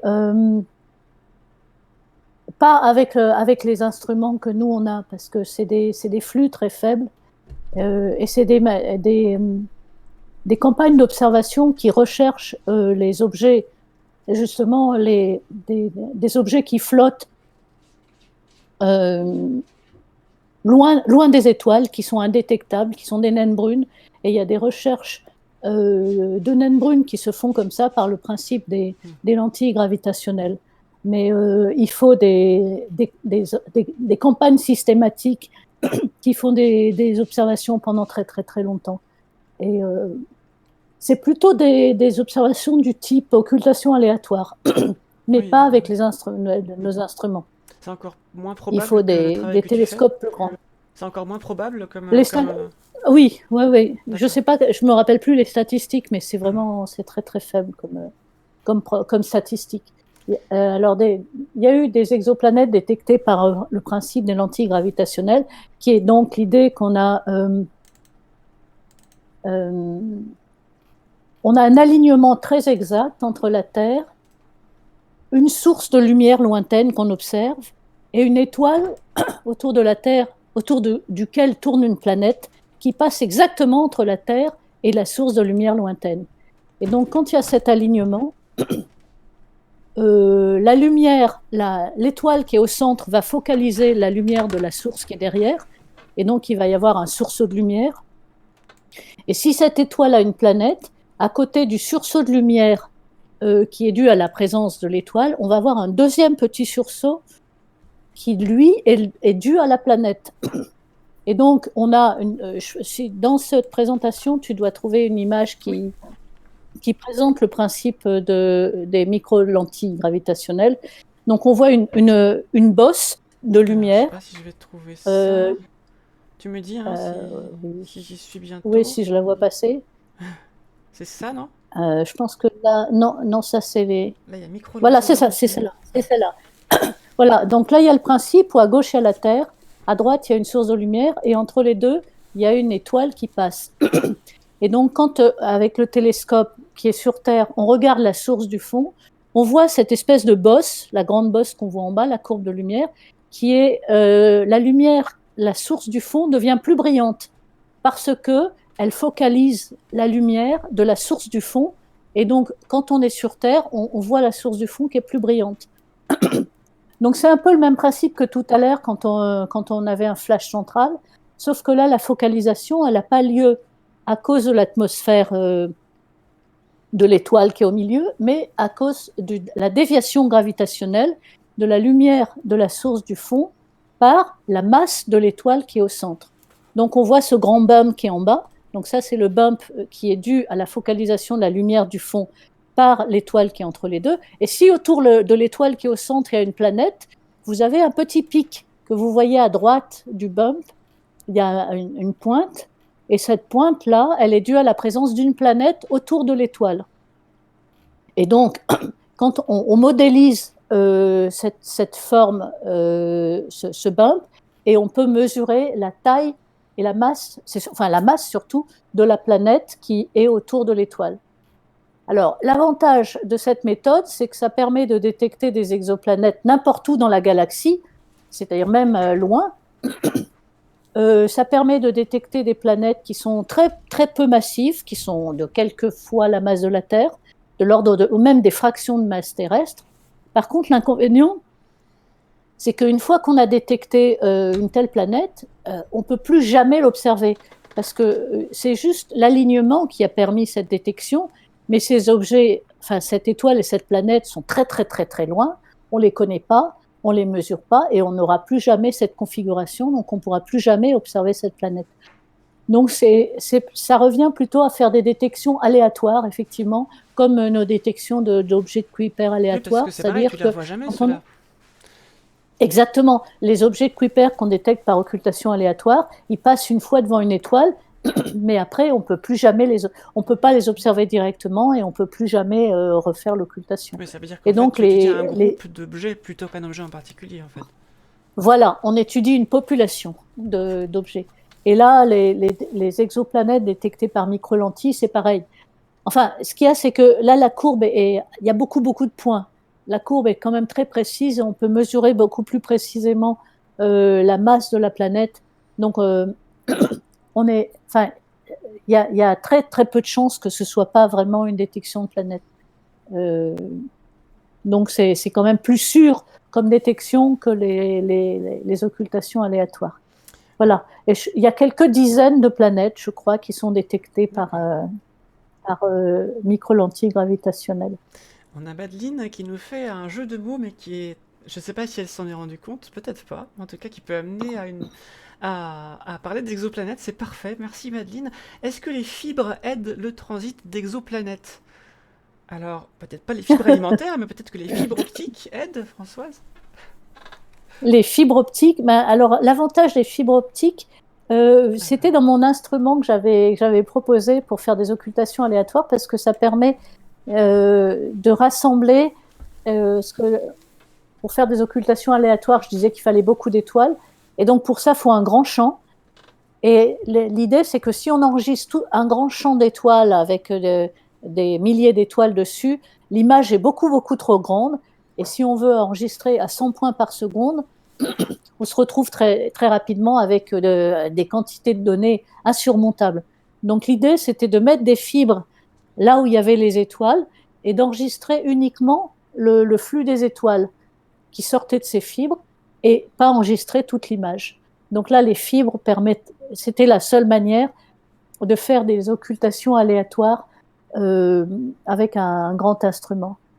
Par contre, pour les exoplanètes, je ne sais pas s'ils utilisent des fibres, je crois qu'ils utilisent uniquement des champs, des CCD, parce que maintenant, les CCD, on arrive à les lire assez rapidement. De plus, pour les exoplanètes, il n'y a pas besoin d'observer aussi rapidement que les occultations par les objets de Kuiper. Parce que les occultations par les objets de Kuiper, ça dure une fraction de seconde, donc il faut observer à peu près 10 points par seconde. Un transit, comme vous voyez là sur l'image, ça dure typiquement une demi-heure. Donc il faut, en prenant un point toutes les 5 minutes, on arrive à avoir une belle courbe d'occultation. Et on peut mesurer, comme je vous disais tout à l'heure, la baisse du flux donne la taille de l'étoile. Donc là, vous avez le flux de l'étoile, et après vous avez la baisse, et en mesurant la baisse relative du flux, ça vous donne directement la taille relative de la planète par rapport à la taille de l'étoile. Et on parlait des fibres, mais Alors, il y a des instruments qui existent. Il y avait un prototype qui s'appelait Myosotis qui existait, qui a fonctionné. Et ce sont des petits robots qui vont placer les oui, fibres exactement là où on veut, mais je crois que c'est utilisé pour la spectroscopie, ce genre de système aussi. Euh, exactement. Myosotis, c'était un instrument qu'on a récupéré, qui servait avant à faire de la spectroscopie de galaxies. C'est-à-dire, c'était toujours pareil, c'est-à-dire pour chercher des galaxies dans un grand champ, on mettait les fibres juste à l'endroit où il y avait l'image des galaxies, et après, on pouvait emmener la lumière de ces galaxies à travers la fibre sur un spectrographe directement pour faire le spectre des galaxies. Et mais après, Myosotis, on a fait la même chose, c'est-à-dire qu'on a mis les fibres sur l'endroit des étoiles, et ensuite on enregistrait le flux de ces étoiles en mettant l'image des étoiles sur une petite barrette, et on n'avait plus que la petite barrette à enregistrer à haute fréquence plutôt que d'avoir tout le grand champ. Donc ça permet effectivement de faire des observations plus en enregistrant moins de données, en ne prenant que les données intéressantes. ah Et bah, maintenant, il y a beaucoup d'instruments qui s'appellent des spectro, comment ça s'appelle, des CMOS. C'est des spectrographes pour les galaxies. Allô? oui, oui, on t'attend. Ah, il y a eu un problème. Oui, il y a eu un problème. Ce qui est très intéressant, mais c'est les gens qui font des galaxies. Ils suivent, ils veulent observer des milliers de galaxies en parallèle. Donc, il y a beaucoup d'instruments maintenant où il y a des fibres qui suivent, qui permettent d'observer en parallèle des milliers de galaxies et de faire les spectres en parallèle de ces milliers de galaxies. Donc, il y a des fibres qu'on va positionner sur les galaxies, qu'on va ensuite envoyer sur un spectrographe, et ça permet d'avoir les spectres d'un très grand nombre de galaxies en parallèle, et ça permet par exemple de mesurer la vitesse d'éloignement de ces galaxies, et donc la distance à laquelle sont ces galaxies par effet Doppler. Et c'est donc des instruments qu'on met, ça fait partie des instruments qu'on met maintenant sur les très grands télescopes pour faire de l'astronomie extragalactique essentiellement. Donc Madeleine, est-ce que Alors, tu imaginais que ta blague était aussi juste finalement? Je te laisse nous répondre en commentaire. Tu voulais ajouter des choses sur les transits d'exoplanètes, Françoise? oui, je crois que l'image d'après cette image-là, ça parle toujours des transits, Oui. mais ça parle du fait que c'est intéressant d'observer les transits quand la planète, voilà, quand la planète passe devant l'étoile. Donc, vous avez le petit dessin où l'étoile jaune et la planète noire passent devant l'étoile. Donc, quand on observe ce phénomène, si on a un télescope assez gros, on va voir d'abord donc la baisse de flux de l'étoile, mais si on arrive à faire le spectre de l'étoile, quand la planète est devant, on va avoir un petit peu de la lumière de l'étoile qui va traverser l'atmosphère de la planète. Et donc, on va pouvoir avoir des informations sur la composition de l'atmosphère de la planète. Vous voyez, la planète est noire et il y a une petite couronne autour transparente. Et donc, quand on enregistre toute la lumière de l'étoile, on va avoir un petit peu de lumière qui traverse l'atmosphère de la planète, et donc on va pouvoir avoir des informations sur l'atmosphère de la planète. Et après, il y a un autre phénomène qui s'appelle le transit secondaire, qui est quand la planète passe derrière l'étoile. Donc là, c'est quand c'est l'étoile rouge que vous voyez derrière. Quand on peut enregistrer ce phénomène, on enregistre. Alors, on voit jamais l'image. Hein. Quand on enregistre ce genre de choses, on enregistre toute toute la lumière qui vient de l'étoile plus la planète. Mais si on enregistre la lumière quand il y a l'étoile qui est à côté de la planète, et après on enregistre la lumière quand la planète est derrière l'étoile, on fait la différence, c'est-à-dire qu'on prend la lumière de l'étoile et on l'enlève à la lumière quand il y avait l'étoile plus la planète, et si on a assez de flux, on fait la différence, et ce qu'on obtient, c'est la lumière de la planète. Et dans ce cas-là, ce qu'on peut obtenir, c'est la température. Parce que si on a la lumière qui vient de la planète seulement, on peut faire son spectre, et ça permet de mesurer la température de la planète. Donc vous voyez que le transit, ça permet d'avoir la taille de la planète, le transit primaire, d'avoir la composition chimique de la planète, quand on arrive à faire la spectro du transit primaire, et quand on arrive à observer le transit secondaire, ça permet d'avoir des informations sur la température de la planète. Mais bon, pour ça, il faut avoir beaucoup si vous voulez, pour pouvoir faire cette décomposition, il faut avoir beaucoup de photons qui viennent de l'étoile et de la planète. Parce que les photons qui viennent de la planète, il y en a à peu près... il y a 1 milliard de photons qui viennent de l'étoile pour un photon qui vient de la planète. Donc si on veut pouvoir prendre le flux étoile plus planète moins le flux étoile, il faut que le flux étoile, y ait beaucoup de photons, sinon on ne va pas y arriver. Donc il faut des grands télescopes. Mais c'est vraiment, on fait ça maintenant avec des grands télescopes, des télescopes de 8 mètres, et on arrive à faire ces observations, et on a maintenant des informations sur la température et la composition chimique des atmosphères des exoplanètes par ce principe de transit. C'est d'une puissance extrême. Et maintenant, on est en train de faire des satellites qui vont faire ce type d'observation de l'espace, c'est-à-dire ça va permettre d'observer des planètes, des étoiles encore plus faibles, et de faire ces transits secondaires, de les observer de l'espace, c'est-à-dire de faire ça dans l'infrarouge, et donc d'avoir des mesures encore plus fiables, plus précises et plus fines sur l'atmosphère des... Parce que la différence est plus petite en infrarouge, c'est ça, entre la planète et l'étoile? Le rapport est plus petit, c'est-à-dire c'est plutôt de l'ordre du million quand on est dans l'infrarouge, alors que c'est plutôt de l'ordre du milliard quand on est dans la lumière visible. Donc c'est bien de pouvoir faire ça. Et donc si on résume, en fait, regarder des ombres passées, finalement, des ombres de planètes ou d'astéroïdes passés, ça permet d'avoir la taille précisément, ça permet d'avoir l'extension de l'atmosphère, la pression dans l'atmosphère, les couches d'inversion à l'intérieur ou les ondes qui s'y propagent, les anneaux, les satellites, l'albédo, la composition de l'atmosphère. C'est vraiment exceptionnel, en fait, d'étudier les ombres comme tu fais. Oui, et puis la présence d'anneaux, de satellites éventuellement. Et puis pour les exoplanètes, il y a même eu la découverte d'une planète qui était en train de s'évaporer parce qu'elle tombait vers l'étoile. On s'est rendu compte que son atmosphère était en train de s'évaporer, de partir. Et ça a pu être fait par un transit aussi. On est en train de voir des planètes tomber sur des étoiles grâce aussi à ces observations de transit. Comme il ne reste plus beaucoup de temps, je te propose qu'on parle de ton métier, puisque tu voulais nous en parler un petit peu de ton parcours. La mairie de Vaux-en-Velin souhaite qu'on pose cette question à nos intervenants pour que les jeunes habitants à Vaux-en-Velin ou ailleurs, dans le chat par exemple, puissent avoir des informations sur comment on devient astronome et quel métier on peut faire dans l'astronomie. Et bien sûr, ça dépend aussi des domaines. Alors est-ce que dans ton domaine, tu peux nous éclairer un petit peu sur ce qui se fait, comment on y parvient, comment toi tu y es parvenu? Et je crois que tu as même quelques diapos pour ça. Il suffit que tu me dises lesquels tu veux, tout simplement. Et Alors, il y a une série qui s'appelle Métiers, dans lequel je décris un peu d'abord le métier d'astronome. Donc ça, je peux peut-être dire rapidement.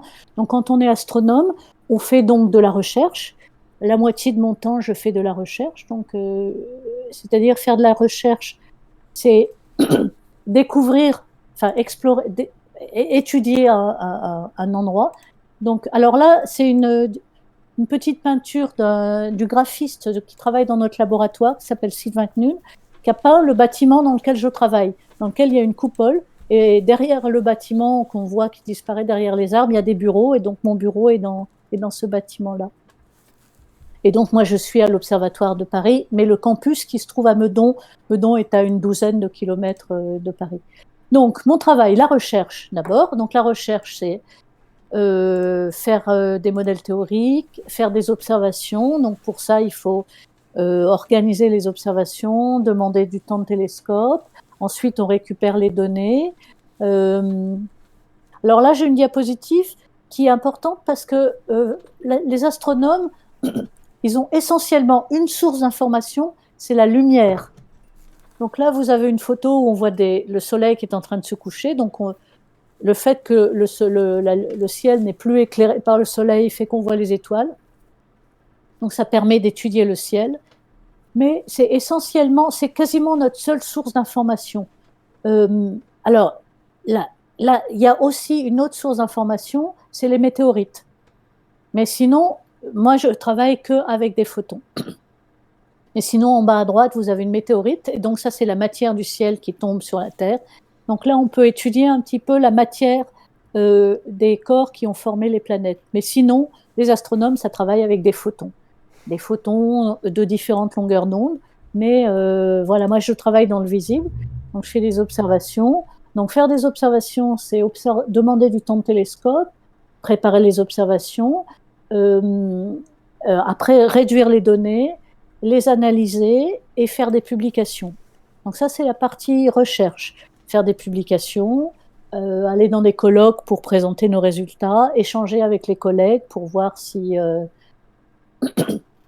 Voilà, donc les astronomes font des... Là, il est important de présenter ces résultats et de comparer nos résultats avec les collègues. Ça, c'est la base de la recherche. Et par exemple, un article de recherche, on décrit à quoi ça ressemble, on décrit précisément dans cet article l'observation qu'on a fait, c'est-à-dire quel instrument on a utilisé, qu'est-ce qu'on voulait faire.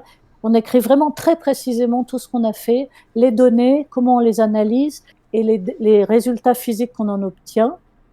Et on soumet ça à des journaux qui sont des journaux spécialisés. Et le journal va soumettre cet article à d'autres scientifiques qui travaillent dans le même sujet. Alors, ces scientifiques qui travaillent dans le même sujet vont rapporter au journal et ils vont étudier cet article et dire ce qu'ils pensent de l'article et dire s'ils pensent que cet article mérite d'être publié. Donc, ils lisent précisément l'article, ils refont éventuellement les calculs, ils vérifient les références et ils envoient un rapport au journal. En général, ils disent bon, l'article est bien, mais il faudrait changer ça, refaire tel calcul, etc. Ou alors, s'ils pensent que c'est vraiment mauvais, ils disent non, il faut absolument pas publier ça. Et sinon, ils font refaire une petite partie. Et quand ils sont satisfaits, le journal publie l'article. Et les personnes qui font ces rapports, c'est nos concurrents, je dirais. C'est les gens qui font la même science, mais dans d'autres équipes. Et donc, à la fois, ils connaissent très bien le sujet et ils vont faire un travail très, très rigoureux. Et c'est pour dire que les articles qui sont publiés, ils sont publiés après ce travail de rapport et c'est vraiment la partie vraiment la plus importante.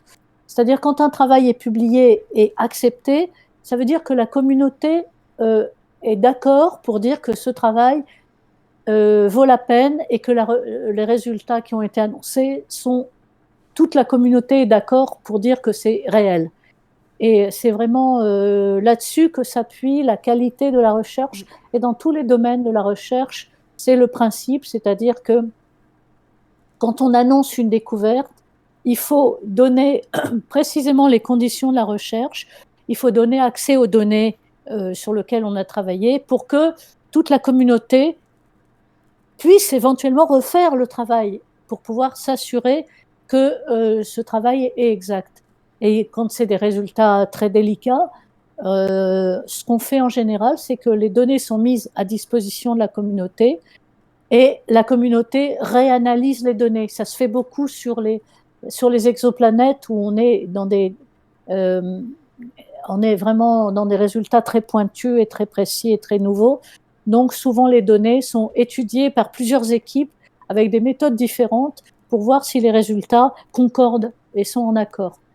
Et ça, c'est vraiment l'aspect qui fait que la science avance et qu'on peut être sûr des résultats qui sont publiés dans les revues scientifiques. Voilà, donc ça, c'est la partie recherche. Juste, je profite sur cet article, on voit c'est une occultation, c'est quoi occultation par Quaoar, donc c'est un autre objet de la ceinture de Kuiper. Je ne sais pas si c'est une planète naine aujourd'hui, si elle a été qualifiée de telle ou pas. En tout cas, on voit qu'il y a tout un tas d'astronomes qui ont travaillé sur cette occultation. Et si vous regardez dans la liste, bah, il y a des professionnels et des amateurs. Et c'est ce qu'on disait tout à l'heure, hein. Donc, c'est une Exactement, collaboration oui, avec oui. beaucoup de personnes à chaque fois. Les occultations sont essentiellement faites par des collaborations avec de nombreuses équipes, parce que comme on disait tout à l'heure, les ombres passent sur Terre, mais il y a une incertitude sur ces ombres, donc on demande à de nombreuses équipes de faire les observations, et toutes les équipes qui ont participé à une observation, qu'elles aient été dans l'ombre ou qu'elles aient été en dehors de l'ombre, elles ont apporté quelque chose, donc elles sont co-auteurs de ces articles. C'est pour ça que ces articles d'occultation ont de très nombreux auteurs. Et Alors, enfin, le travail d'astronome, il y a ce travail de... Oui, vas-y, je Ken. pense que j'ai la bonne diapo. C'est ça dont tu voulais parler après, j'imagine. Alors, le travail de... Alors, qu'est-ce que... Attends, Enseigner l'astronomie. Ah oui, Il y a un petit alors, décalage à chaque fois, la désolé. deuxième partie. La deuxième partie du travail d'astronome, c'est l'enseignement. Donc, moi, j'ai fait de l'enseignement, j'ai fait des cours à l'université, j'ai fait des cours en master d'astronomie, et j'ai fait aussi des sites web avec des cours en ligne. Donc là, vous avez des pages de cours en ligne que j'ai fait. Donc, j'ai fait un cours qui s'appelle un livre numérique sur les sciences planétaires, qui est en libre accès. Si ça vous intéresse, je pense que Camille pourra mettre le lien. Oui, alors, il vient C'est de des cours l'UFE de sur... l'Observatoire de Paris que j'ai mis dans le chat. Voilà. Je sais pas si ça se voit voilà, bien et sur j'ai la fait diapo. aussi un site sur les exoplanètes qui est Je vais pas d'un niveau licence, mais plutôt d'un niveau lycée, qui explique les principes de détection des exoplanètes, les mécanismes en jeu, la notion d'habitabilité des exoplanètes, etc. Donc ça, c'est de la partie enseignement. Il y a aussi une partie diffusion de la culture scientifique. Donc pour ça, on accueille du public, on fait visiter les instruments qui sont sur le site, on fait des conférences pour le grand public, pour le scolaire. On fait aussi des actions de parrainage. Je parraine une classe depuis une dizaine d'années, une classe, un collège de Berck-Plage, dans le nord de la France. Et il y a beaucoup d'astronomes de l'Observatoire de Paris qui parrainent des collèges, des lycées, des écoles primaires, c'est-à-dire qui travaillent avec les enseignants pour diffuser des connaissances astronomiques. Et sinon, je fais aussi donc une tâche de service, c'est-à-dire je m'occupe d'une base de données d'exoplanètes qui s'appelle le portail, qui est un portail qui sert aux chercheurs en astrophysique qui travaillent sur les exoplanètes et qui recense tous les paramètres des exoplanètes. Alors ça, c'est pareil, c'est un portail qui est en libre accès, Est-ce que tu l'as sur les mais diapos là qui... Est-ce que tu veux que je le. Est-ce qu'il est. il me C'est semble celui-là? que je t'avais mis quelques diapos dessus. Est-ce que c'est ça? Non, ça c'est un travail ça c'est le livre numérique. Voilà. D'accord, Alors donc ça je le c'est mets le en site commentaire. pédagogique. Ouais. Voilà, donc ça c'est un site pédagogique dans lequel il y a des cours, il y a des outils qui permettent de visualiser les orbites des planètes, etc. Il y a un petit compteur d'exoplanètes. Donc ça c'est un site qui est, disons, grand public ou, disons, de niveau lycée. Et par contre, le portail exoplanète, il est différent. Alors, est-ce que Peut-être je que l'ai c'est là? Non, un je l'ai autre... pas ici. Bah, tu peux peut-être mettre le lien, de toute façon. Il Oui. s'appelle exoplanète.eu à la fin, Ah EU oui, c'est comme vrai. Europe. Je connais effectivement ce site d'Exoplanète. Mais ça, c'est un site pour les chercheurs. Ça intéresse moins le grand public. C'est un site qui est en anglais et donc qui recense tous les articles qui sortent, qui concernent les exoplanètes. Donc il y a des dizaines d'articles par jour qui sortent sur le sujet. Et il y a le catalogue des exoplanètes avec tous les caractéristiques des exoplanètes. Et il y a des outils qui permettent de préparer les observations, etc. Et donc ça, c'est un travail qui s'appelle une tâche de service. Il y a des gens qui font donc des bases de données, ou alors qui font des observations. Les astronomes qui font les éphémérides, les éphémérides de planètes, par exemple, c'est un travail qui est assez lourd à faire. donc c'est pareil, c'est une tâche de service des astronomes, et ça permet ensuite les éphémérides sont publiées en ligne, ils sont en libre accès, ça permet d'observer de manière très précise les objets du système solaire, d'avoir les positions de la Lune, du Soleil, etc. Alors, pour devenir astronome, moi j'ai fait des études scientifiques, bien sûr. J'ai fait des mathématiques jusqu'en maîtrise. J'ai fait donc une licence de mathématiques. Après, j'ai fait une maîtrise de maths. Et après, j'ai fait ce qu'ils appellent un master maintenant d'astronomie à l'Observatoire de Paris. Et après, j'ai fait une thèse en 3 ans. C'est-à-dire que j'ai fait 8 ans d'études après le baccalauréat. Donc ça, c'est pour faire de la recherche. Il faut faire une thèse. Et donc, il faut faire des mathématiques ou de la physique ou, par exemple, de l'informatique. J'ai des collègues astronomes qui ont fait de l'informatique, qui ont fait de l'électronique, qui ont fait de l'optique, pas mal. Il y a beaucoup d'astronomes qui ont fait de l'optique parce qu'il y a une partie des astronomes qui travaillent à la fabrication d'instruments. Mais à l'observatoire, dans les observatoires, il n'y a pas que des chercheurs, il y a aussi un gros travail fait par des ingénieurs, des techniciens, des gens qui travaillent dans les laboratoires pour fabriquer les instruments. Et donc là, il y a des différents cursus. Et si ça vous intéresse de travailler dans un observatoire, vous pouvez par exemple faire des BTS, des DUT, par exemple le DUT de mesure physique, des DUT d'optique aussi.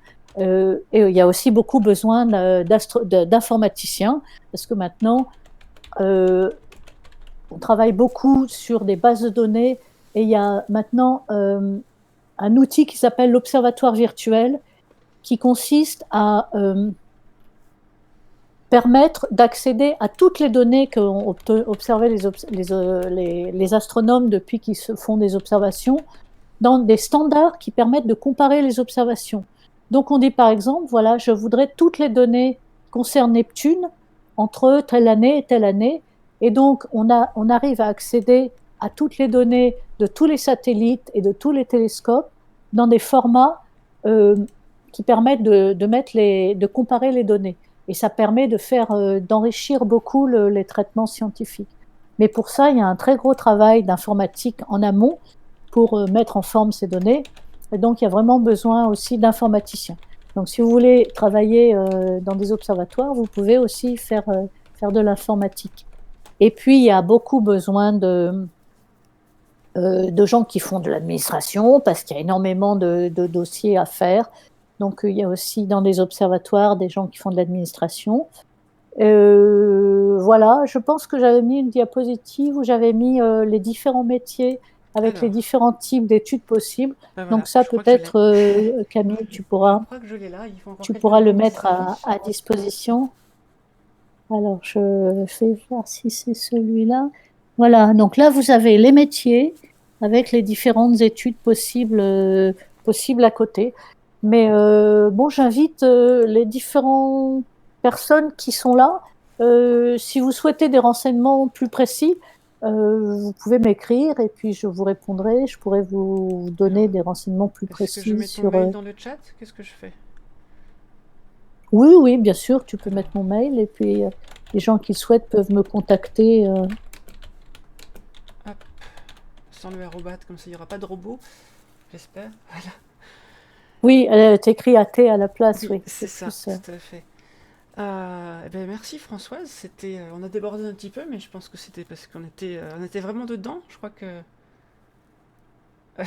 voilà. Si vous avez d'autres questions, vous pouvez m'écrire. Il y a Nema qui demande: y a-t-il une utilité au calcul distribué en astronomie? Le calcul, je ne sais pas ce que c'est que le calcul distribué. J'imagine que c'est le partage de calcul sur des centres de calcul. Oui. Données. Alors oui, d'ailleurs. Oui, ça a commencé en astronomie, et enfin pas vraiment en astronomie, mais c'est un projet qui s'appelle SETI, qui recherche les sources d'intelligence dans les émissions radio dans l'univers, et donc ça balaye le ciel en radio, et ça demande des quantités faramineuses de dépouillement, et donc le projet SETI a demandé aux gens qui étaient intéressés par la recherche de vie dans l'univers, de mettre à disposition leur leurs ordinateurs, et s'est appuyé sur ce type de choses. Et je sais que maintenant, effectivement, ça se fait dans d'autres Et ça se domaines, fait en pas pour les biologie, transits je aussi? crois J'avais vu aussi. passer ça, qu'il y avait un truc sur les transits qui était en train d'être mis en place sur ça. Oui, alors la NASA permet aux observateurs, enfin aux amateurs, de participer à des dépouillements de données, et c'est assez, je trouve ça vraiment très très bien. Ça s'appelle, comment ça s'appelle? C'est un site de la NASA qui permet, Oui, je sais plus comment il j'ai s'appelle. une de mes diapos, je crois que c'est à la fin de Ah, la tu l'as sur... présentation sur les Ah, exoplanètes. tu l'as, d'accord. Attends, je vais essayer de le Euh, trouver du coup. À la mais fin, à la sinon, fin, à la c'est NASA fin. Sciences Participatives, quelque chose comme ça.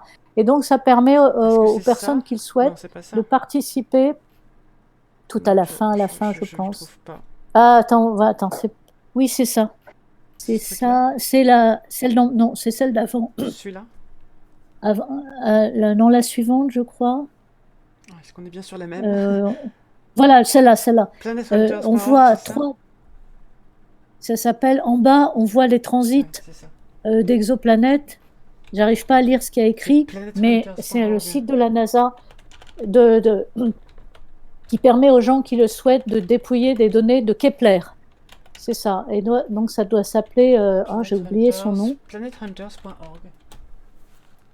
Voilà, c'est ça.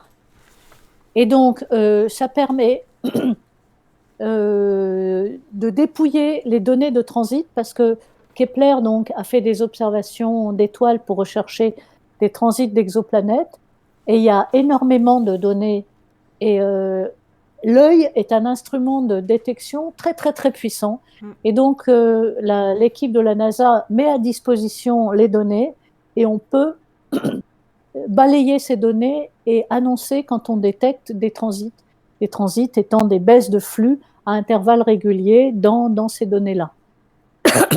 Mais maintenant, la NASA permet aussi de faire de participer au dépouillement d'autres données sur les galaxies, je crois, peut-être dans d'autres disciplines On scientifiques. a Nema qui nous Donc, dit qu'en biologie ça existe aussi.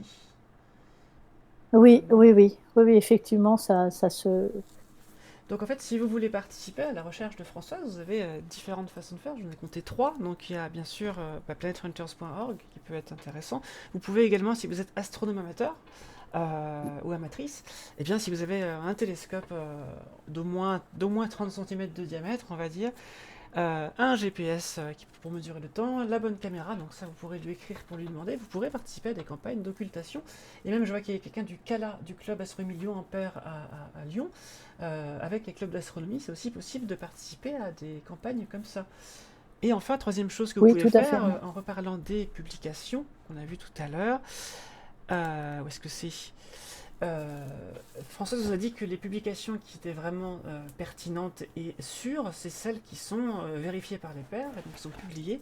Donc quand vous voyez des articles dans la presse qui vous disent ça y est, on a détecté la 9e planète, etc., eh ben, sachez que ce sont des articles journalistiques et qu'il faut vérifier si la publication sous-jacente a été publiée ou pas. Et donc, ayez les réflexes de vérifier ça avant de partager. Et ça aide aussi la recherche de Françoise. Tout à fait, Camille, tu as raison. Merci beaucoup de Euh, rappeler ça. je vois que les gens sont très contents. On a Christine Astronomers qui nous dit très intéressant cette ouverture sur l'ensemble des métiers liés à l'astronomie. Merci beaucoup Françoise Roch, ainsi que la présentation sur les occultations et les transits. On a INS Vidéo qui vient de Merci à partir et vous. qui dit, en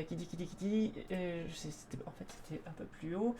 Il faut que je filme, mais c'était super intéressant comme toujours. Merci et bonne soirée. Mouche 1245 qui dit merci de ces précisions pour les publications.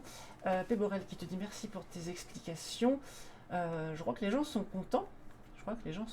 Est-ce que toi ça t'a plu cette session, Françoise? Allô, Bon, écoute, ça m'a fait plaisir. La prochaine fois, je prendrai des pastilles pour la gorge pour pas avoir. Oui. Mais sinon, c'était. Voilà. Eh ben écoute, on a Nema qui dit merci, c'était passionnant. Sinerta qui dit merci beaucoup. Bon, bah, merci à vous de votre de votre Et présence. c'est vrai qu'on a eu beaucoup de sujets sur Ça les fait... galaxies, parce que c'était, bien sûr, on a pu inviter les scientifiques que l'on connaissait euh, dans nos Mm. cercles plus ou moins proches, et c'est vrai que Pierre a peut-être plus de connaissances dans le domaine de la cosmologie, et moi dans la planétologie, étoiles, etc. Donc du coup, j'ai pu inviter Françoise pour avoir un sujet un peu différent de d'habitude, et ça fait du bien aussi. Merci d'être Oui, là, on n'a venu, pas c'était beaucoup Stella. parlé d'exoplanètes, il y a encore plein de choses à Ah oui, dire, ça, on mais pourrait encore faire une tu deuxième pourras... session si tu veux. Tu peux revenir pour parler d'exoplanètes. S'il y a un troisième Oui, confinement. oui, ou peut-être demander à quelqu'un qui travaille plus précisément sur Mhm. les exoplanètes. Je pourrais te trouver un collègue Ah, tout à qui fait. Bah, participera ce serait très chouette si de le ta sujet part. vous intéresse. J'ai regardé un petit peu en l'air durant la session. Je suis désolée, c'est parce que j'ai des minettes qui passent au-dessus de mon écran et j'ai toujours peur qu'elles fassent des bêtises. Il y a une petite minette là qui passe régulièrement. Je sais pas si vous l'avez déjà vue. Là, il y a deux qui On sont l'a vu passés. passer tout à l'heure. Voilà, donc Elle est intéressée que par vous les dire de plus? Si vous occultations avez aussi. d'autres questions à poser à Françoise, n'hésitez pas à lui écrire par mail. Il était un peu plus haut son mail, mais je vais vous le remettre. C'est françoise.rock obspm.fr. Voilà, n'hésitez pas à lui envoyer puisqu'il nous a donné son mail exprès pour ça. Que vous dire d'autre? Demain soir à 16h cette fois-ci, je vous retrouve pour un médiateur at home où on fera un Scribble.io.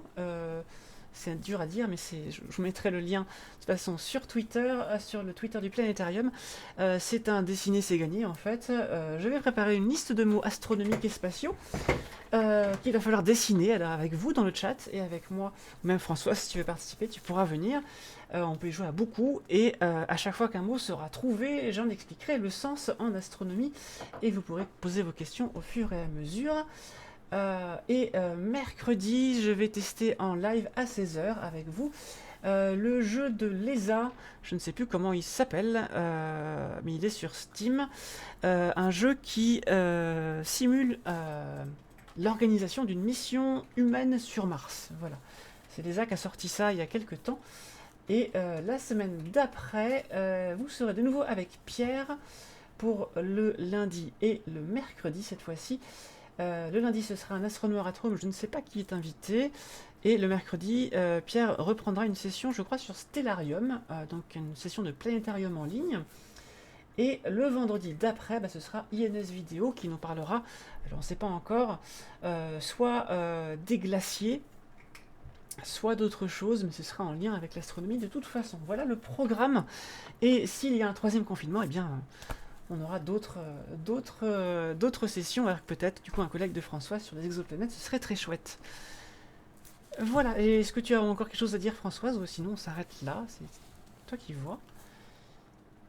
Non, écoutez, bonne soirée à tous, bonne année, Oui, bonne année, on se tous revoit mes en voeux, 2021, bonne fête, ouais. en espérant que 2021 soit On une année attend un peu plus cool pour l'anxiété que 2020.